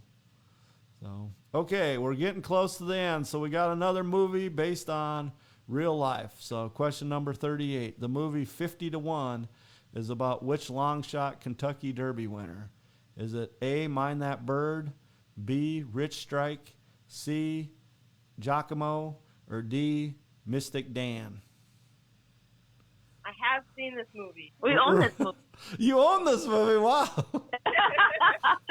This is another good movie. Kind of a lower budget movie. It Yeah, is. the acting in it is not the best. I but think it's it was, and there's some actors in there that ain't too bad. They're pretty known, but I think this was another like ESPN type movie or something like that, kind of like Ruffian.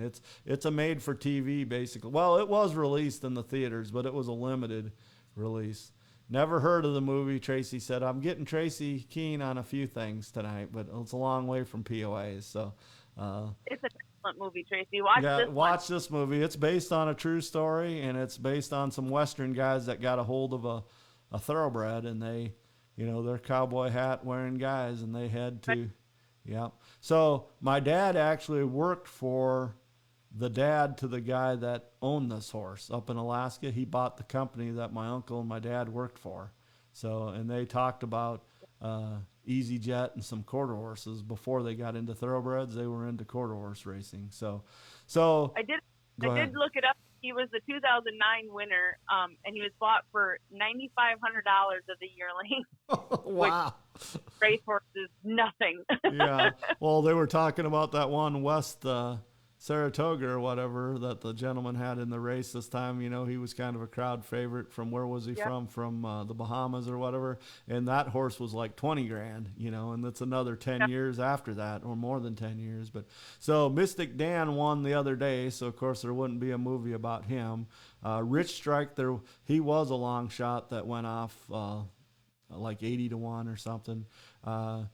Giacomo, that's how you pronounce that, I believe. That was 2005. We were at a POA show in Iowa, and I was hanging out with some people, and my brother's like, I'm going to go watch the Kentucky Derby at Prairie Meadows. And he went and bet money on that long shot, and he won money on Giacomo. So that's how I remember him.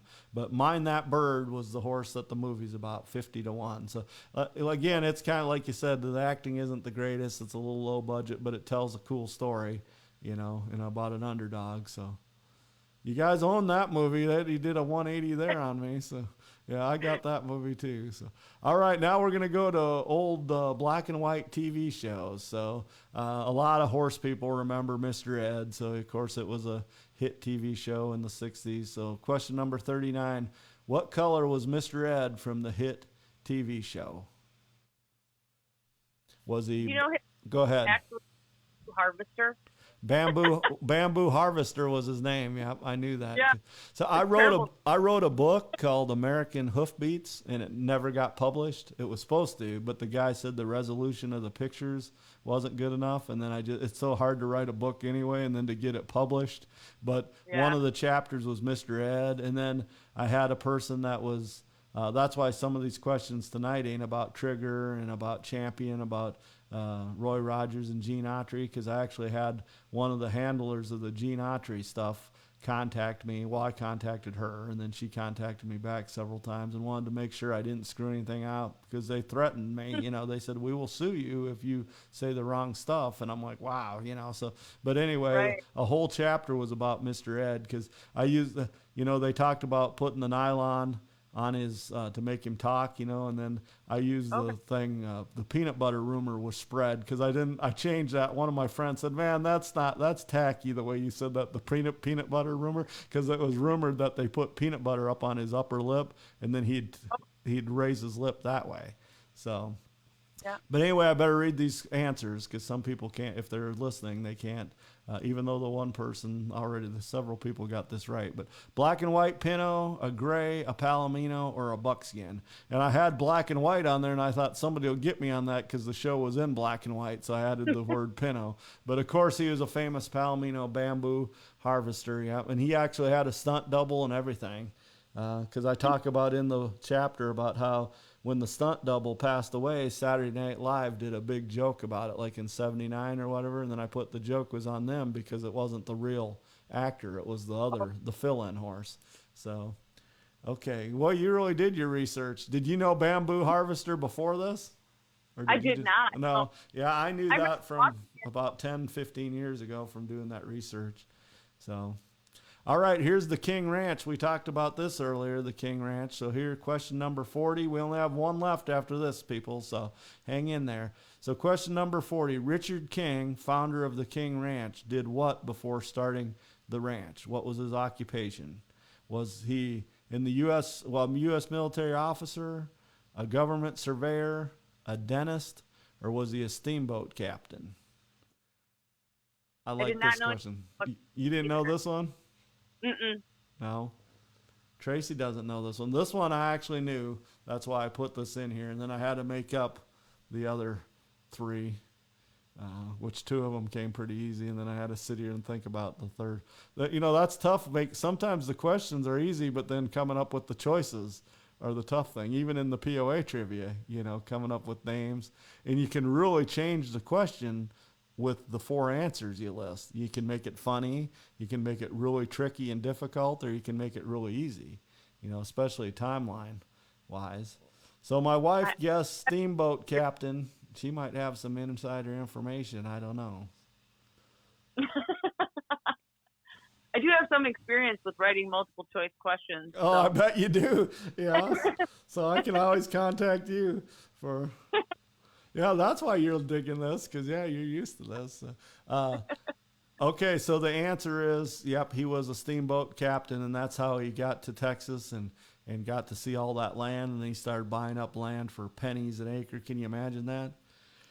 And that's how, it was called Wild Horse Desert on the maps, and that's why. And then there was a lot of stuff on that land. When he would buy the land, there was a lot of wild game, wild animals. There was horses and cattle and pigs and all kinds of wild animals. So he tamed it for sure. So, yep, the dentist is the one that I had the hardest trouble. I said, oh, dentist, somebody might believe that he's that. Monica, woohoo, she goes, I think she guessed, but she got it right. Okay, here we go. The final, I want to we got one question left, but we got to do thank you to everybody for playing along. And here's our final question. People are cheering because it's finally over. No. Question 41. Oh, guess what I ended with? My favorite movie. So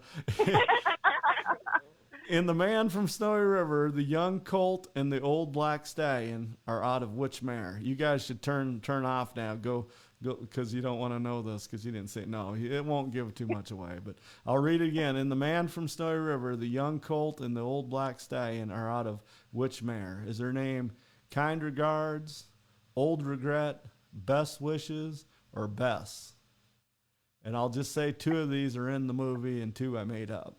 So the movie, I guess. The movie, and I couldn't really remember it, but I did guess right on this one. Yeah. You did guess right? Yeah.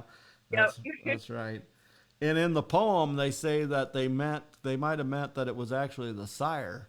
But in the poem, it says out of. And you know how we say by, and then out of is out of the mare, So I read that today where some researchers say Never seen the movie. Robert went to eat dinner. Oh, come on, Robert. He got hungry on us. We should have stopped at 40 questions.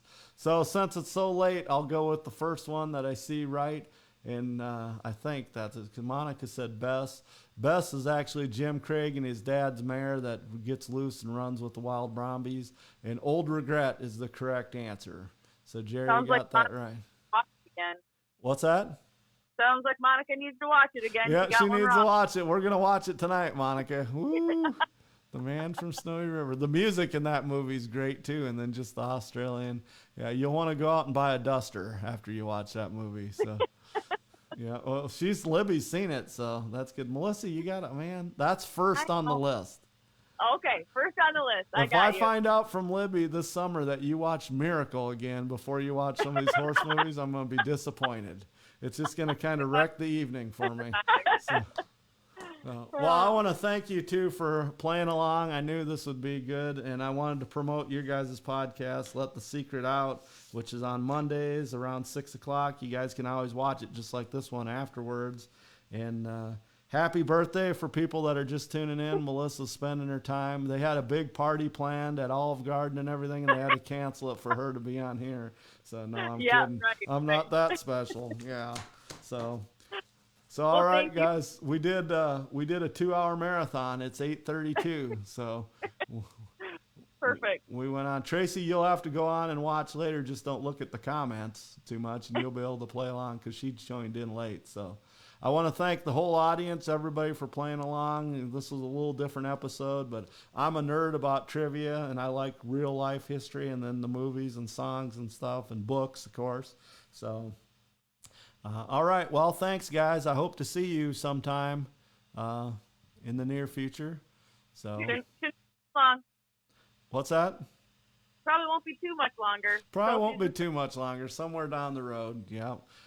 I can't say some things, because I'll be judging certain shows. So, but I don't like to advertise that. People might not show up. So, no, I'm kidding. I haven't been doing it that long yet. I don't have a bad reputation yet. So. All right, guys. Thanks for joining. Have a good. Before I'd be remiss if I didn't say what a beautiful black filly you guys have. That first picture I seen, I thought she was solid because you just see her face mark, and I'm like, boy, a big white face mark on a black. It's too bad she's solid. And then all of a sudden I start seeing these white clouds on her, these white puffs. I'm like, OMG, wow. I couldn't believe it. I thought at first you doctored the photo. I'm like, look at all these white marks on her. But yeah, she's very unique and very cool. So Yep. What's her name? We got to plug her. What's her name? Well, she'll be Very Sweet Lullaby. Very Sweet but Lullaby. Force, so the whole Star Wars thing. So we call her Leia. Leia, that's cool. Leia. Yeah, but you guys went with music or whatever, so you went Lullaby. Yeah. Lullaby. Yep. Yeah, if you get a colt, you can name it Tennessee Stud. Very Sweet Tennessee Stud. No, that don't really have a ring to it. That might be a little long. We'll run out of boxes. Yeah, run out of spaces. There is rules about that. So, all right, guys, thanks a lot for playing along. Have a good night. Yep, thank you. Bye-bye. Bye-bye. All right, that was Melissa and her daughter Libby from Minnesota. And, of course, they were great guests. I knew they would be. Check out their podcasts as well. And, of course, that's on Monday nights called Let the Secret Out about POAs. Let's put my face up here. Hi, guys. You didn't have to look at me all night. I could have did this screen a bunch, but since I had guests, I just kept that screen on like that. But now we're back to this. So, all right, I'm going to be gone this weekend judging a show. We'll try to have a podcast Tuesday. Maybe I'll come up with one over the weekend. I'm thinking about an idea already. I got to run into a person and see if they'll be a guest. They're actually, and I don't think they're a POA person, but they're connected to POAs kind of. You'll get it if we do the podcast on Tuesday. So we'll probably come up with one. And then we have some big ones coming up. We have the Murfeld episode and about how my friend Terry went and got Terry and Bob and Charlie all went up and got the stuff from Murfeld's, and we're going to talk about their trip running and saving that stuff for me. And then, of course, about Murfeld's, that'll be a long podcast. They were the 9th members. The Cutest Baby Contest is coming up, so remember that when you're snapping some pictures of your cutest babies. I think the deadline's June 15th, and then it'll be late June. I advertised that today for that podcast. So Anyway, thanks guys. I hope you had fun. Maybe you learned some stuff. Maybe you had some fun. Need to listen to that song. Tracy goes, yeah, I guess that's her way of saying to go away. But we only had half of Tracy tonight. So, all right, guys. See you next week. Here's the song. Enjoy it.